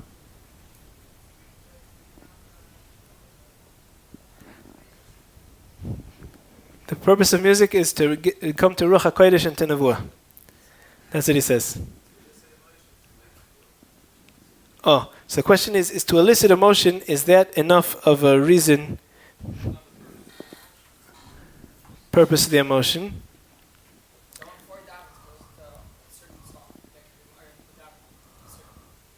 Oh, so now you're already saying something else. It's not only the purpose. That's what you're going to say? So, I think the gold standard you said at the start was Levium playing the music to inspire tshuva, to inspire an action. So the ideal thing for music would be that it inspires us to do the right action at the right time. And whatever it's doing inside is aiding that and motivating that. So it comes out, you guys are saying a similar thing, that music by itself has no purpose. Music, just for enjoyment. This is something that was created in Yavan. Even before then, music was too chashiv of a thing, too important and too high and too powerful, just time to use it as like as bidur, as entertainment, just to enjoy for the sake of enjoyment. Yavan, they said that you could use the beauty of the world and you can enjoy it for the sake of enjoyment, and that's like okay, and that's good. But really, in Judaism, there's no such a thing. You don't eat just stam to eat. You eat because you need to be healthy. You could eat to enjoy. And you could enjoy also, there's a place for enjoyment, but it has to be with a purpose. If you're enjoying for no purpose, so that's not part of Judaism. What? The trup is something else. That's also, first of all, that brings out the meaning of the words. Yeah. And that's a minhag. There's a lot of soidus in the trup. But what we're talking about now is when we have a purpose to the music, so then we could decide what music is good for when. So now, for example, the purpose is to prepare hachana for davening. A lot of rebbes, they would sing Nigunim before. I actually spoke last week in Beit Shemesh, in a Beis Medrash in Square. And when I was setting up, they had a shmuz. They had a speech, like a shmiz. The kids, they went into the other room, and they sang a song first. I was thinking, they're singing, very interesting. So I asked one of the Bachrim, why are they singing? He said, there's a shmiz. You understand? So it's hachane, it opens up the heart. Then they're going to be able to hear the divrei Torah, the divrei chizuk, the sicha, whatever the Rav over there is going to tell them. So this is one dugma of a use for music, that you're using it to prepare yourself emotionally for what you're about to go do. Another purpose is by chasana. Yeah, you have a mitzvah here to mesamech a chasan. Try to do it without music. Imagine a chasana, no music, no singing. Everyone hold hands. Someone started to sing. What do you mean? There's no music. Simchas Torah is very freilach. But also there's a purpose. The purpose over there is a mitzvah. The Torah commanded us to lismoyach. Lismoyach with the Torah. So that's what we do. We sing also for the simcha and also for the kavod of Torah. It's two things. Also kavod is also for simcha. But we have a mitzvah now to be besimcha. So we sing, and singing songs of simcha make us besimcha. This is an interesting thing. It's a baduka menuse. It's a metzias. It's a teva. That if someone is ever not in a good mood, or even if they are in a good mood, if you take a song that is a simcha-dika song and you sing it, even without trying to do anything else, don't try to be into it or try to do anything. Just sing the song how it is, and repeat it and sing it another time and another time.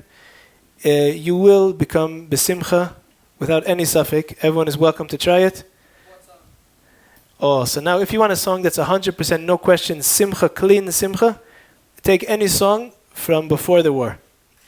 From 60, 80 years ago, there's tons of them that you all know. All the Hasidic songs that came from Rebbes or Tzadikim, the songs from the Baal HaTanya, from the Baal Shem Tov, from the Noam Elimelech, there's songs from all the Malchinim, from all the Chatzeres, every Hasidic group, they have songs, old songs. At Karlin, there's tons of songs. Mudjitz, there's tons of songs. Ger, everywhere you have a lot of songs. Chabad, Bilisov songs. Take one of the songs that are used for dancing, one of the Simcha songs. Not all of them are 100% Simcha. Some of them are different kinds of avoidas. Some of them are also bakasha. They're also asking, also yearning. But if you take a song of Simcha and you sing it, you will go into the matzah of Simcha. As soon as you get into the song, your nefesh is bal korchecha. There's a lot of rayas, by the way, in Sfarim also on this. Your nefesh goes into the song. If you get into the song, your nefesh goes in the feeling that the song says. It's also Litvish. There's from Rav Chaim Volozhiner. There's songs, Rav Baruch Ber has songs that we sing. And Rav Meir Shapiro, I guess he wasn't really Litvish, but the Litvish think he was. Rav Meir Shapiro has a lot of songs. I don't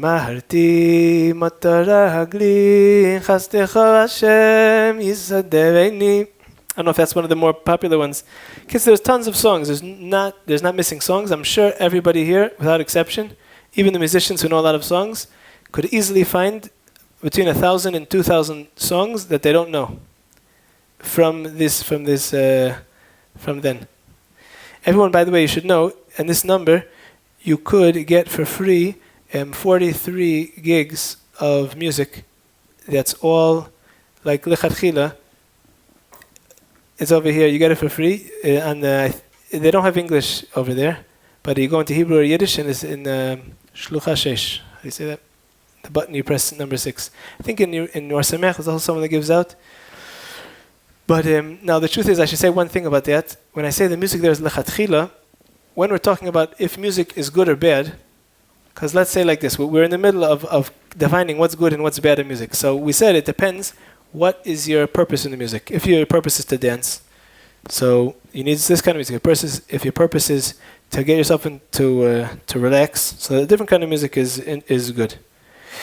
Now, in general, I don't know if a goy has a different reason to listen to music that puts him in positive states, other than that it's more enjoyable. Like if he wants to enjoy life, he should be a positive person. He should think on like what he has, and he shouldn't be negative. Negative emotions make a person not happy, makes him enjoy life less. Yeah, someone who's angry, it ruins his health, his body. Someone who's sad, he doesn't accomplish so much.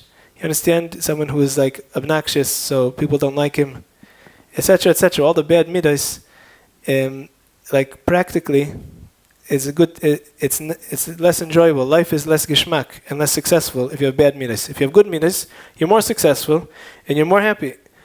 That's like also on a goyish level. Now, it happens to be that in the Torah it says that we should have good midas, and the Torah only goes, it says in Rabbeinu Yoina, into a goof that has good midas. That's like where the Torah goes into. So if you want to succeed in learning Torah, you have to have good midas. And there's mitzvahs, and all the Sifrei Musar is full of midas. Yeah, mahu rachum, afatar rachum. And good midas means anava, and to mevater, and to be edel, to be adin, to be refined.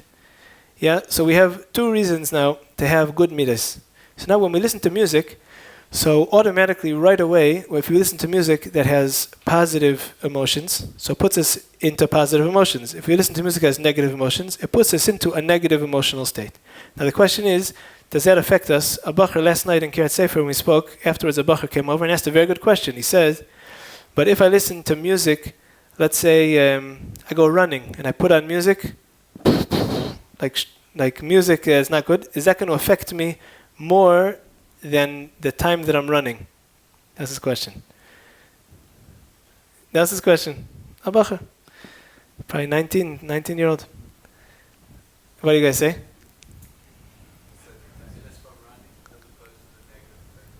No, he's not asking about tailors of running. He's saying, it's just, it's agav, it's not the point, that's not the question. If he just happens to be listening to that music while he's running. But the question is, if he listens to music that puts in him negative emotions for a limited amount of time, is that going to affect him outside of the time that he's listening to the music?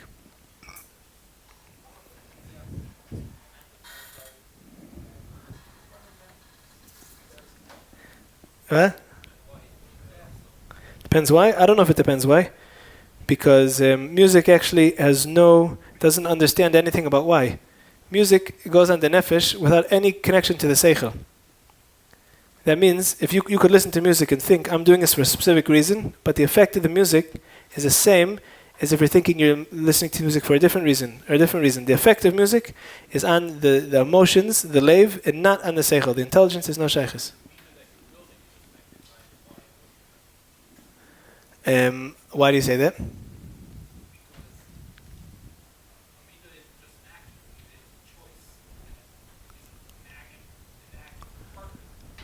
For our purposes, we're not saying midah is a choice. We're using the word midah to refer to emotions. That's what we're talking about now. So these emotions, your avada, you're building emotion. So one example, one mashal that you can understand, a person has a wild dog, and if he gives him food, he's going to grow. He's going to get stronger. Yeah, that's one way you can understand. A person has all kinds of midas in him. When he wakes them up, so they get stronger and they get built up. They're bigger in him. That's one point. And another point, which is very significant, which is very, if you talk to people who deal with youth that youth at risk, they go off the derech, I don't know however you want to call them, but you could look and you could see a lot of times it starts off with some sort of a mashber. They have some kind of problems, some kind of like a down. They get burnt out, whatever it is. So now, what do? They start listening a lot to negative music. And when you listen a lot to negative music, you're basically training your emotions to be in a certain place a lot. You understand? So you could take a person that's really, he's not angry. He's like a very easygoing, calm person in his teva, in his nature. But if he'll listen a lot to angry music, he will build up the midah of anger in him, and he will become angry. You understand? So, there is a few reasons to be selective in what music we listen to. Let's say it in a very nice way. And to listen to positive music that makes us happy, or that brings us to tshuva, or brings us to hachana, brings us to relaxedness, makes us relaxed. And the negative music we have to be very careful with. Now, many people who are used to, I wouldn't say the word addicted, although a lot of times you could say, addicted to listening to music, and in a certain way they need it. And I can definitely say I was one of these people. before I started thinking about this idea, and oftentimes there needs to be like an in-between kind of music to listen to, and like to do things slowly and do things with seichel. But in general, I think we covered quite a few points about the chachmas hanagina, chachma of music, which is really the chachma of the nefesh. It's the psychology of the feelings. That's what music is. Music is the language of the feelings.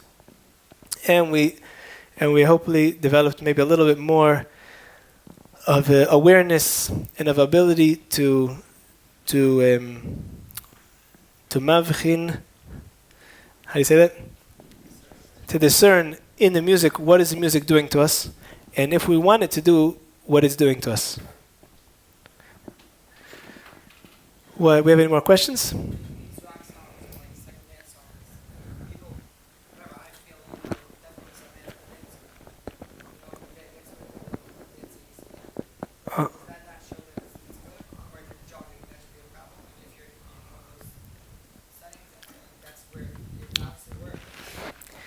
A wedding is different than jogging. The purpose of a wedding is different than jogging. Now we're using this emotion, and really it's a little complicated because it's not one emotion. You can't say it's simcha or it's aggressiveness or it's energy. It's a lot of things mixed together. But let's get back to your question in a minute. Like everybody, yeah. I don't know if they should have to listen to music. Who said they have to listen to music? I don't know. Nowadays, like there's, what?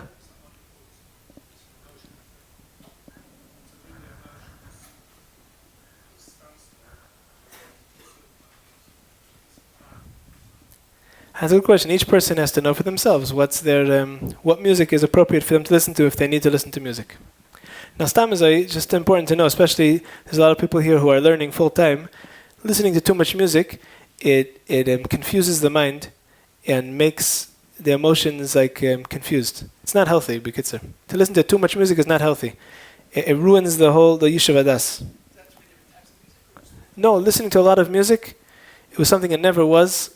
I've seen from a few Rosh Hashivas, like in this generation, that said now since people are listening to so much music, you should know that a ben Torah who's learning, they have to know that if they listen to too much music, even good positive music, that's from the collection that you could get from this number, listening to too much of it, the nefesh is not designed for it. It's overstimulating the nefesh. It makes the emotions, it's too much for the emotions.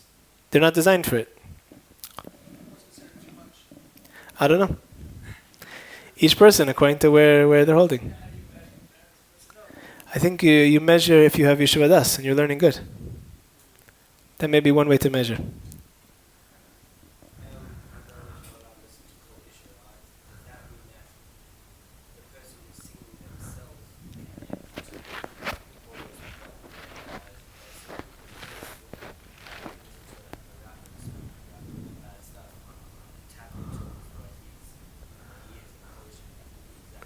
Beautiful question. He's bringing in a whole new point that we didn't touch on.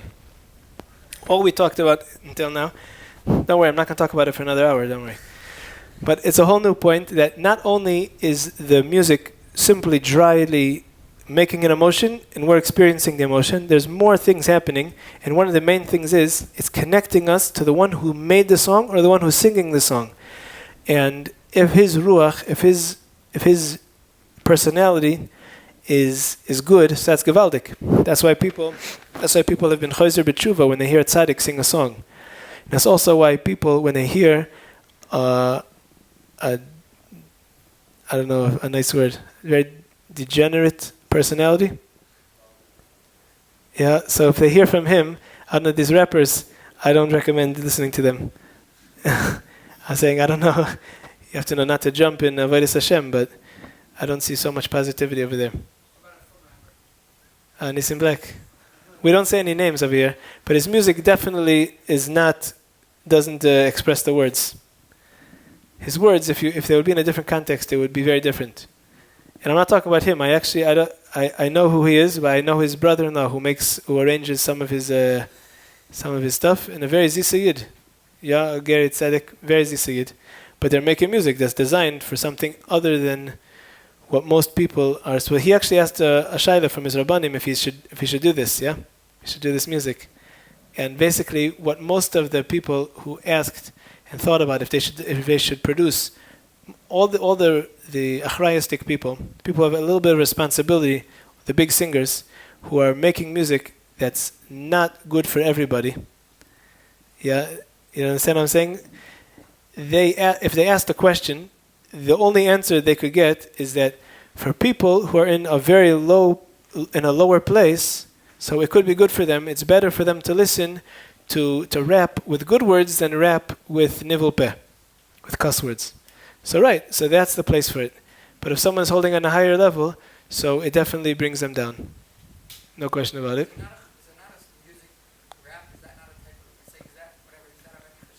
Is that even music? No, I'm saying is that like a type of, I don't know. It's kind of like music. I don't know. It's definitely more than just saying the words.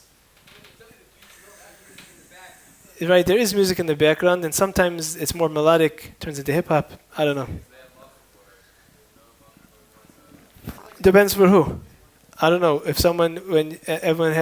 whoever's not married should get married and have children, Mitzvah Shem B'Karev, and to give to your children who are clean, who are like in a matzav of lechatchila, I don't see such a reason that they need it. But if somebody is listening and they're addicted to rap with a lot of bad words in it, so it's definitely better to listen to Nissim Black.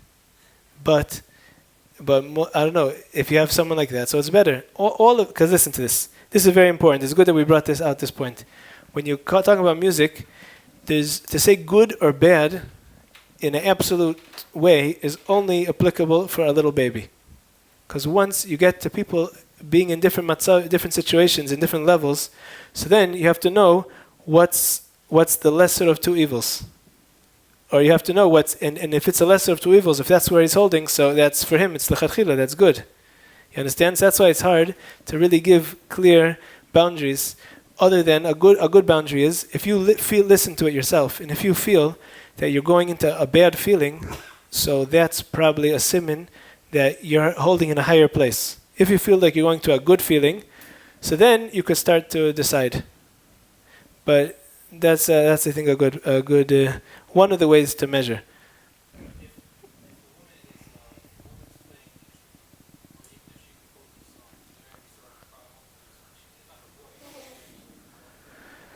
Also, they talk about halacha. In halacha, they talk about it. There's opinions that if you don't know that it's a woman, so then and you don't see her, it's not a problem. Seeing is probably asur.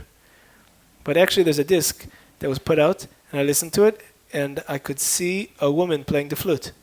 And then I found out it was actually a band of women. So for me, probably it's asur to listen to. But someone else who doesn't feel that the musician is a woman, probably for them it's mutter.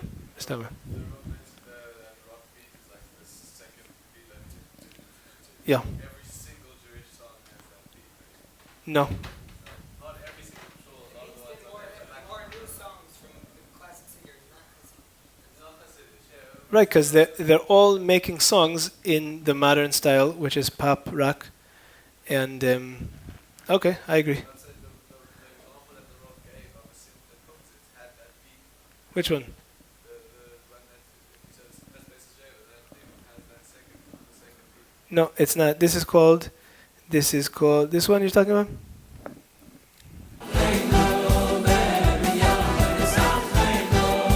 It's not.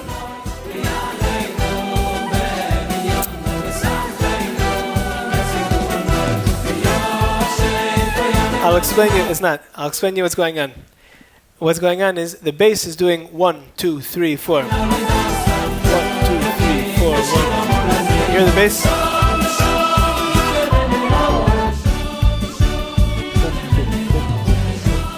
That's the bass, yeah? Now the drums are doing something else. They're hitting the 4 but not the 2. Listen to what they're doing. 1 and 2 and 3 and 4 and 1 and 2 and 3 and 4 and 1 and 2 and 3 and 1 and 2 and 3 and 4. It's very significant. Changes everything. Now it's a 2/4 beat, but it's almost rock, but it's not, because it's not so hard. The second one. And also, and now going back to the Freilach. This is called Freilach, this beat, this style. Bum, bum, bum, bum, bum. But here it's hard to hear it because it's such a mess of all the sounds and the singers and everybody.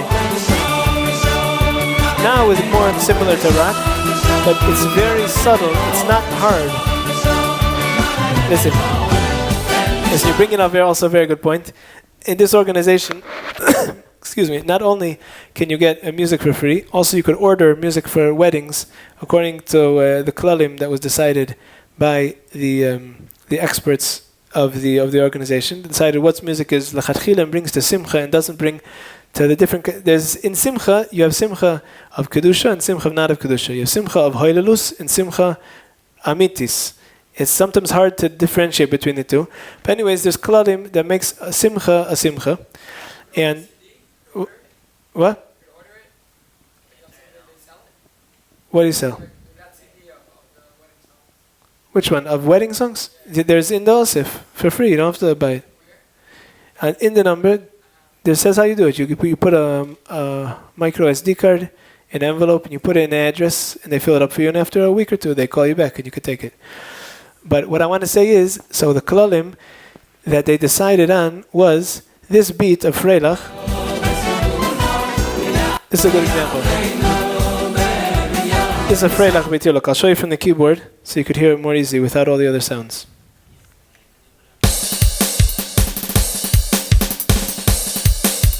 So listen to the snare by itself. Bum, bum, bum. 1 and 2 and 3 and 4 and 1 and 2 and 3 and 4. 1 and 2 and 3 and 4 and 1 and 2 and 3 and 4 and 1 and 2. Listen to this.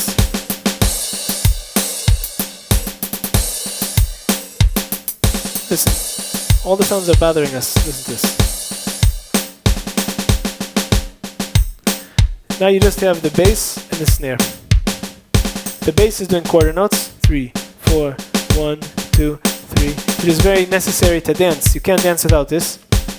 If you get carried away, so it turns into dance music, the electronic music, if the bass is too overpowering and too strong. But if it's in a proper balance, now take away the bass and listen to the snare. This is really the emphasizing the beat. 1, 2, and 3 and 4. 1 and 2 and 3 and 4 and 1 and 2 and 3 and 4 and 1 and 2. Now the movement of this is very different than the movement of rock. The feeling that you get from dancing to this music is very different than rock. This always is pushing you forward. It's always like preparing for the next thing. It's hard to describe in words what it is. The dancing is completely different. There's no question about it.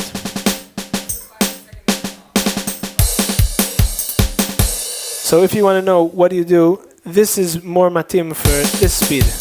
Yeah?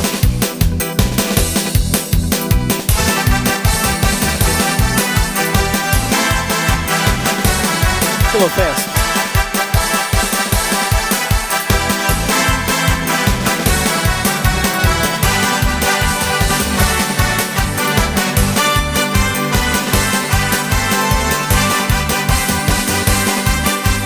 This is more faster music, yeah? Now when you want to go slower, so he's saying, well, you need to do rock or you need to do dance. But there's another eitzah, and this works actually much better. It doesn't give the same boom, but if the volume is loud enough, this works beautifully. Are you ready?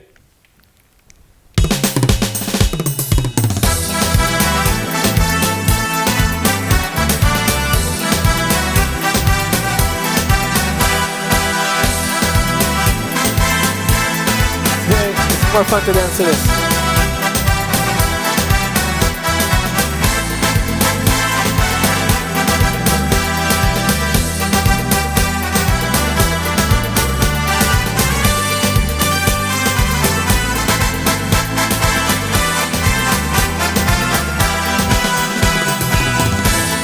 Now obviously it's not loud enough really to dance now. It's also not the context. And when you come to a wedding, you bring there's subwoofers, there's the speakers and everything, and you make it loud enough like it needs to be, and it works beautifully. There's been maybe like 90 weddings already in the past 2 years approximately that from the organization. And what? Yeah, I don't know. People call it hora. It's not really. This is hora. This is hora.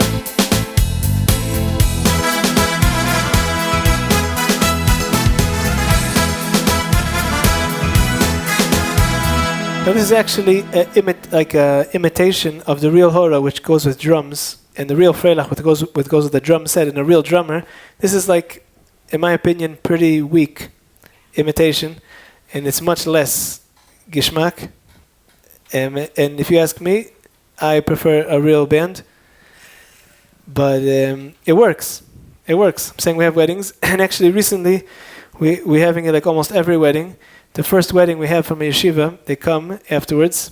Actually, 2 weeks ago on Wednesday, there was a wedding in Beit Shemesh, and a Hasidic yeshiva of younger bachrim. They get married at 18, 19, they get married over there. So a few bachrim come over afterwards, and they say, listen, I have to tell you, we were a little nervous that the wedding was going to be like Tisha B'Av. And so I said, so what, it was like Tu B'Av? And they said, no, it was like Purim. And we have this, and now I'm already not like, doesn't surprise me, because I have it almost every wedding. At the first wedding we have in a place, I heard of it, people are saying, you took B'Seifu Machal. Like in the Israeli yeshivas, in certain yeshivas, whatever, it's complicated why. The other kids, they think that if it's ehrlich, so it's not going to be lebedik, it's not going to be gishmak. It's just simply not true. But what you want to bring out, you had a question. You want to say, can you use rak? So the answer is, music is always a mixture of different emotions. Yeah? So if you have a necessity, if you cannot dance without rak, I would say maybe. But if you have a way to dance gishmak in like a more clean way, so why not? Why like what? Yeah. So like I'm saying, if you have grape juice that has a lot of pieces in it, and you have grape juice with less pieces, so take the one with less pieces. You know what I mean? Obviously, you have to get the best what you could get.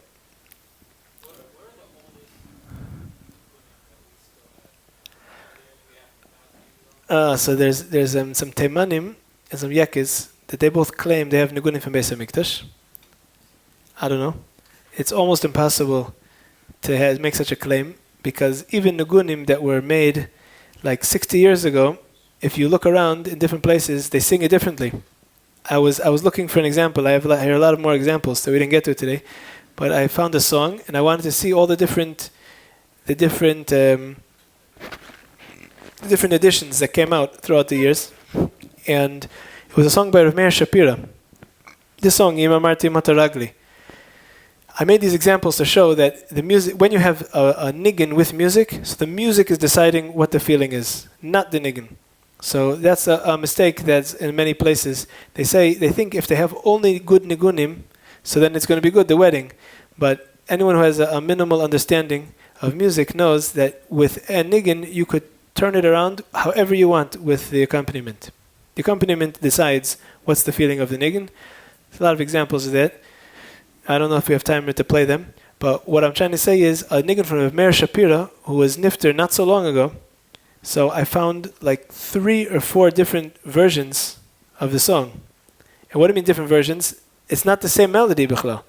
They're not singing the words the same, and also the order of the stanzas is different. You understand? So if that was in like 60, 70 years, there could be so many differences. It's hard to imagine that they have a song from 3,000 years ago that did not have any changes, especially when it cannot be written or recorded. Yeah. But we have recordings from more than 100 years ago, mostly of klezmer in America. That's mostly what we have. After Chazanis.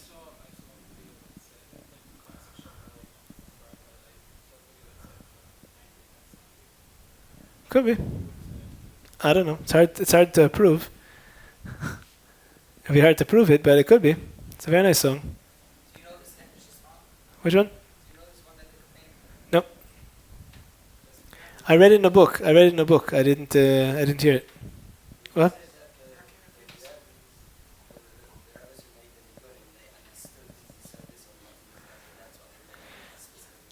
Oh, another very good question.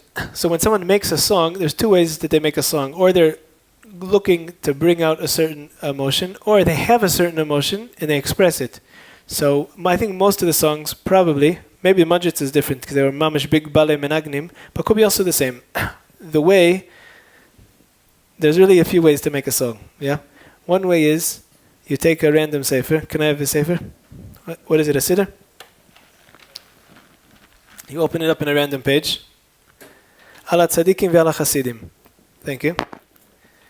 Ala tzadikim ve'ala chasidim. Okay, we need a song, a new song. What kind of beat? Let's do a hora. Ala chasidim ve'ala tzadikim. Ay, ay, ay. And you make a song kind of like, actually, one of the big composers of the modern songs, he said it on a public interview. They asked him, you're such a busy guy, you're doing so many things. When do you have time to compose songs? So he says, the bathroom. You understand? Okay, I'm sorry, excuse me please, but that's what he said. So that's one way of making a song.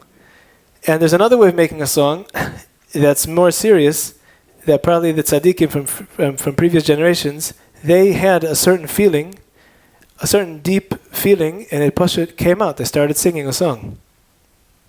And so actually those kind of songs are very beneficial to sing, because when you sing those songs, if you get into the song, which you have to sing a few times usually to get into it actually, because when it's like reading a Gemara the first time, you don't understand it the same as after you read it 10 times, and 20 times even more. The more a thing with depth, the more you think about it, the more you delve into it, the more you understand it. So a song is the same thing, but you will actually get to the same feelings that they had when they composed the song. That's actually probably the closest we could get to the feelings that tzaddikim or yidden from previous generations had. And they had feelings that were like, I had a few very amazing experiences with old songs that, for example, there's a Kirshner song that I was learning from notes.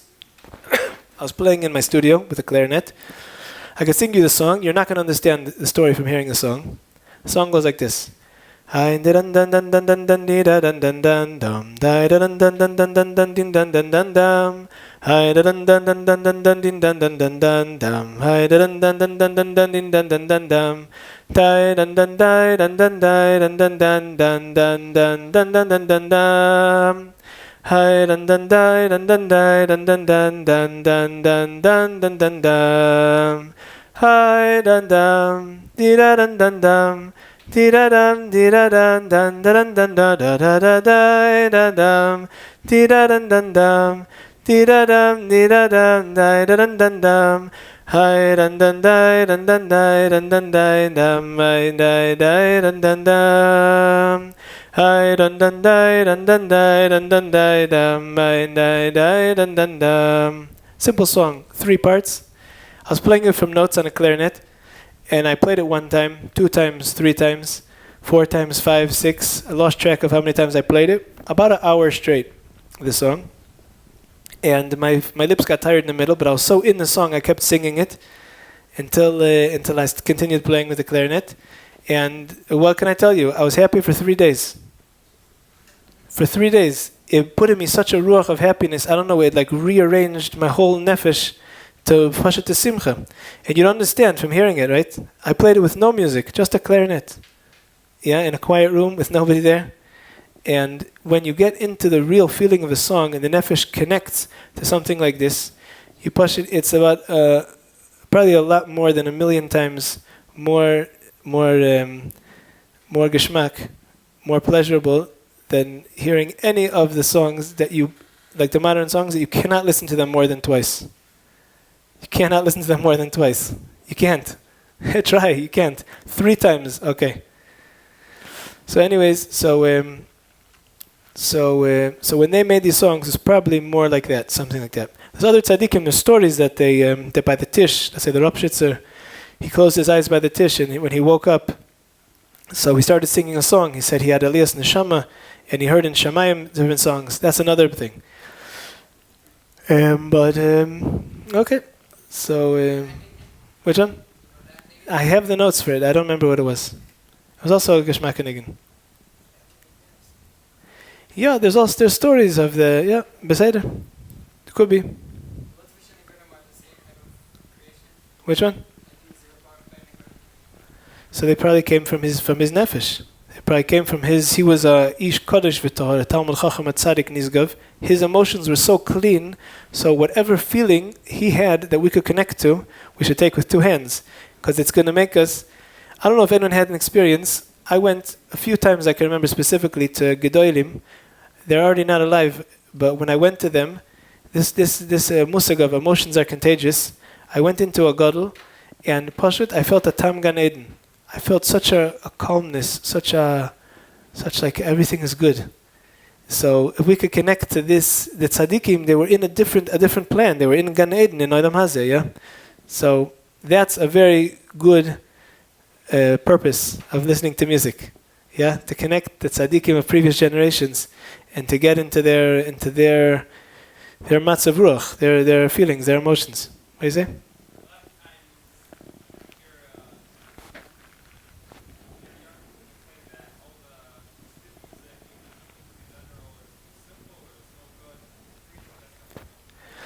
So it's very easy to understand.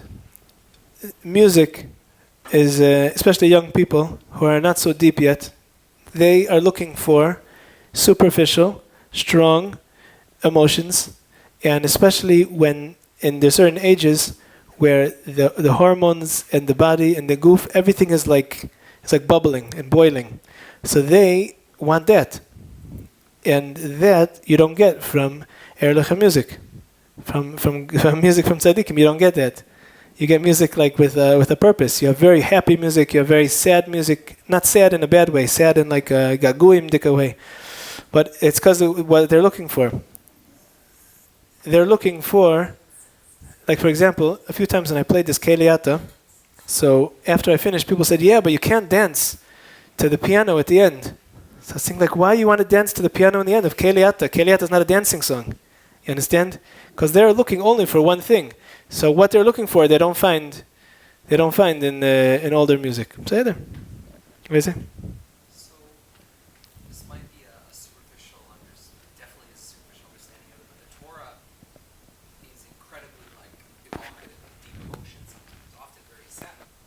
When we mess up, mistakes. So we go through the whole year and we have cycles of very deep emotion within our core written text. Is it wrong to seek emotion that seems to evoke something similar?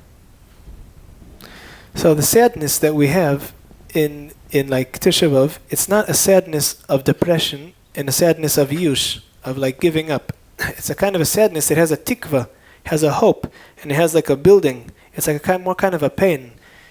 It's a positive, it's a healthy emotion. Avelus is not atzus. But avadai, if hearing music that helps to connect to one of the feelings that we're supposed to feel in the time that we're supposed to feel it, Chayr is good, except you're not allowed to listen to music on the 9 days. What do you say? What are your thoughts on the music from the artist Zusha? I don't know. I don't say names, and also I'm not so familiar with his music, so I can answer. Seems like a very very spiritual. Music's very much like that. Okay. You said spiritual trippy? Spiritual trippy. Okay, sounds interesting. Spiritual trippy. Okay, I don't know. I didn't hear his music. I don't know. But I'm sure it falls into the category, without hearing it, from how you're describing it, I'm sure it falls in the category. It depends who's hearing it and when. Like if someone's listening, like we said about Nissim Black's music. Someone's listening to worse, so it's better than that. But someone is holding in a better place, so it probably brings him down. That's what I imagine, without hearing it.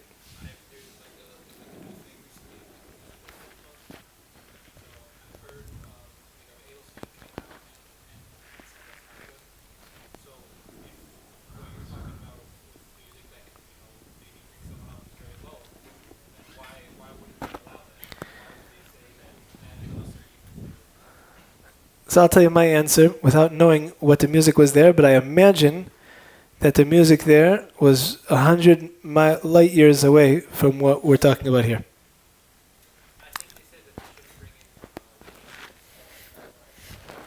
There could be a few other inyanim. Why in a shul we don't bring instruments? Also, actually, the Chassam Sofer has a tshuva that the Reform they started bringing an organ into shuls, and he made a very strong takana, and all the gedolim in that era, in order not to go after the Reform, so not to bring any instruments into shul. But I think it's an inyan of not changing. Probably it's an inyan of not changing. Yeah, right. As if you lose the balance, he's saying maybe it's more of a, if you're going to bring instruments to slichas, so the focus is going to be on the instruments and less on the actual slichas. Because really, music, we can't get carried away with the emotion shebedavar without any seichel. That's actually really, I didn't touch on this, but if you want to know the core and the real problem with the culture, the secular culture nowadays, and the music, this is let's say, it's like a little bit difficult to be a human a lot of the times. Let's just be animals. That's really what it is. Let's take our seichel, our intelligence, and just throw it in the ocean, and that will be better like that. Someone who wants to mizbainin, wants to think about that and decide if it's true or not, you could decide afterwards. But actually the purpose of electronic music is, I'll tell you over what I heard from a very famous producer in Eretz Yisrael, who produces all kinds of music, the modern Haredi music and dati music. He's also a sound man in like big events, big concerts. A Kitzer, he's been in the music business a long time. He makes arrangements and he also does mixes. I was in his studio because I made an arrangement for somebody. I played all the instruments and I went to him for a mix. That's the last step of producing a disc, that he makes all the sounds that they should sound the best, and he makes the balance all good. Kitzer, I asked him, does electronic music make simcha? I said, "Hayim music electronic gorem lesimcha." That's what I asked him. And he said really his answer, because he's the one who's making it, you understand? And he has the best understanding more than anyone else, and he said it so perfectly, so that's why I like to say it over, because this is really the answer. He says, Ken aval, he says, yeah, it makes simcha. He's obviously not talking about the simcha. He's not religious. He's not talking about the simcha sanefesh that we're talking about, of yisroimus, of dveikus b'Hashem, of simcha b'mitzvahs, or simcha of ava, of kids. He's not talking about a spiritual simcha. He's talking about a physical simcha, which is not the simcha that we're looking for in general. But he says that's not the point. Simcha is zelo anyan, zelo nekuda. What's the nekuda? Ecstasia. What is that word? I had no idea. So I asked him, what does that mean, ecstasia? ecstasia זה, כשאתה רואה אנשים כזה, נכנסים לכזה, he starts doing with his hands, and his eyes, and his face. Basically, they get like so areingetan, they're so in the music that they don't know where they are. Ecstasia, the word means tishtush ve'ibud chushim. It means a befuddlement of his senses. That's what it means. And that's really the purpose of it. A lot of times it goes with different substances, the music. Well, what do you call it? Faded? It's not ecstasy. Ecstasy is like a little bit good. It's like not the pill, but the musik. There's something like it could be positive, but he's talking about not positive. He's talking about getting into a situation where like there's no you don't know who you are, you don't know where you are, you don't know what you are. You have the seichel is totally not there. In order not to finish on this point, so I'm gonna put on another song, and tell me what you think of this. No, I don't want this one. I want from the middle. He sings the whole song just with the piano, and then the music starts. So I'm going to do where the music starts.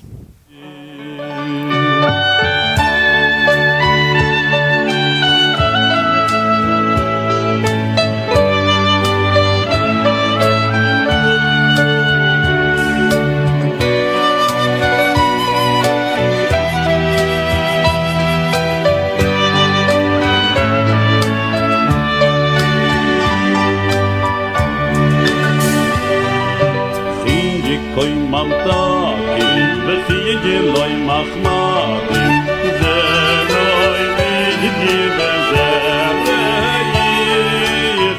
חיקוי ממתקים וחיי אלוהי מחמדים ודוי דיגי וזרגי ודוי די וזרגי ונויס ירושלים היי ודוי די וזרגי ונויס ירושלים.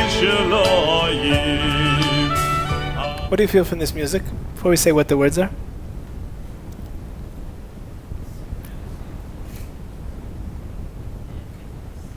What? Okay.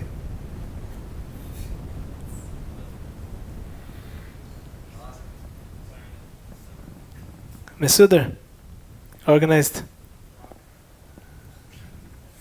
Okay, let's just throw out words. Falafel.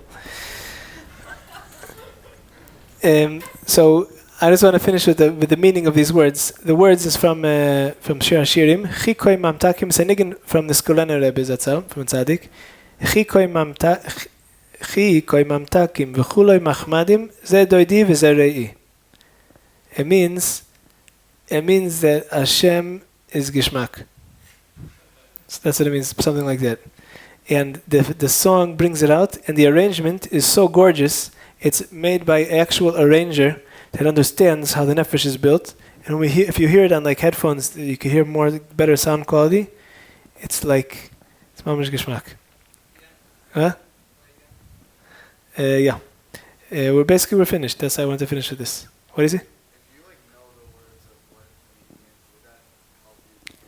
For sure, this is a whole nother thing. You don't know how many sugyas there is to speak about. Would you say another shir now about this next sugya? I think we're finished, right? But I'll just say it in one word, that avada, one of the huge purposes of song is when there's words, is that you should transfer the meaning of the words to your feeling. If you say, I love you Hashem, yeah? So it does not do so much to you as if you say, HaKadosh Baruch Hu Anachnu Avim Oischa. If you sing words, they go into your nefesh, they go into your feeling, because they say the biggest distances between the mind and the heart. The biggest distance, the longest place in the world, longest distance is from the mind to the heart. When you could take something from your mind and put it into your heart with music, by singing words. So obviously, the tune should be matim for the words. There is a lot of songs where the tune has no shaykhs to the words, and a lot of times it's the opposite of the words. Like we brought one example, but there's unashir examples. I have over here, I don't know, like 5 or 10. But I thought we're finished. Okay, after. Now we're finished. Now we're starting again. I'll just. What? An instrument? What? Play? No, I don't have. Here, listen. Tell me if these words, if the tune brings out the words. You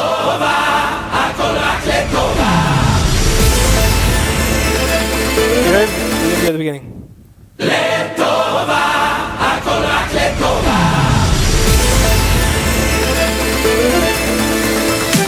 Tell me, this musik of Letoiva, Rak. Excuse me. I think we might have to be finished because I can't talk anymore.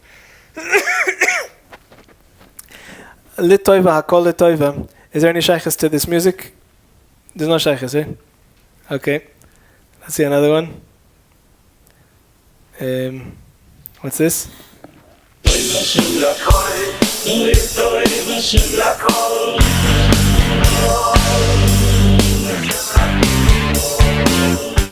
What is this? This is like trippy. What is it? No, it's not trippy. Toiv Hashem Lakol. It's pashut. The truth is, it's a little funny that they're doing such a ridiculous thing over here. They're putting these words, Toiv Hashem Lakol. Hashem is good to everybody. They're putting it to this tune. It's like ridiculous and it's funny, but it's really a big avla. It's really a horrible thing. I don't know how you say avla in English. How do you say that? It's a travesty, yeah. Because what it does? What? I don't know. I when I hear that, I'm like, okay. What? they're playing the low part. Kitzur, what I want to say is that, first of all, young people, they don't know yet what it means, Toiv Hashem Lakol. They don't know what it means, right? So when they hear this song, they say, oh, Toiv Hashem Lakol means this. So it's totally confusing in their heads, the meaning of the words. And a lot of times, especially we say this in Ashrei every day. So if they're going to come to Ashrei and they're going to, Toiv Hashem Lakol, a lot of times people, they sing the tune that they know, like in Shmoyne Esrei, there's Vili Yerushalayim. When I was a boy, that was like a popular song. Vili Yerushalayim, a lot of times in Shmoyne Esrei, I used to sing that song. But if you're going to sing this in Toiv Hashem Lakol and Ashrei, you're probably not Yoitze. I don't know. I don't know. There's a lot more examples. It's hard to find not an example. Go take any of the modern songs that are coming out, the pop music, and all of the songs is like that. They take a sefer, they look for a random thing, they think, oh, we have to find words that are like boom, and they put a tune on it.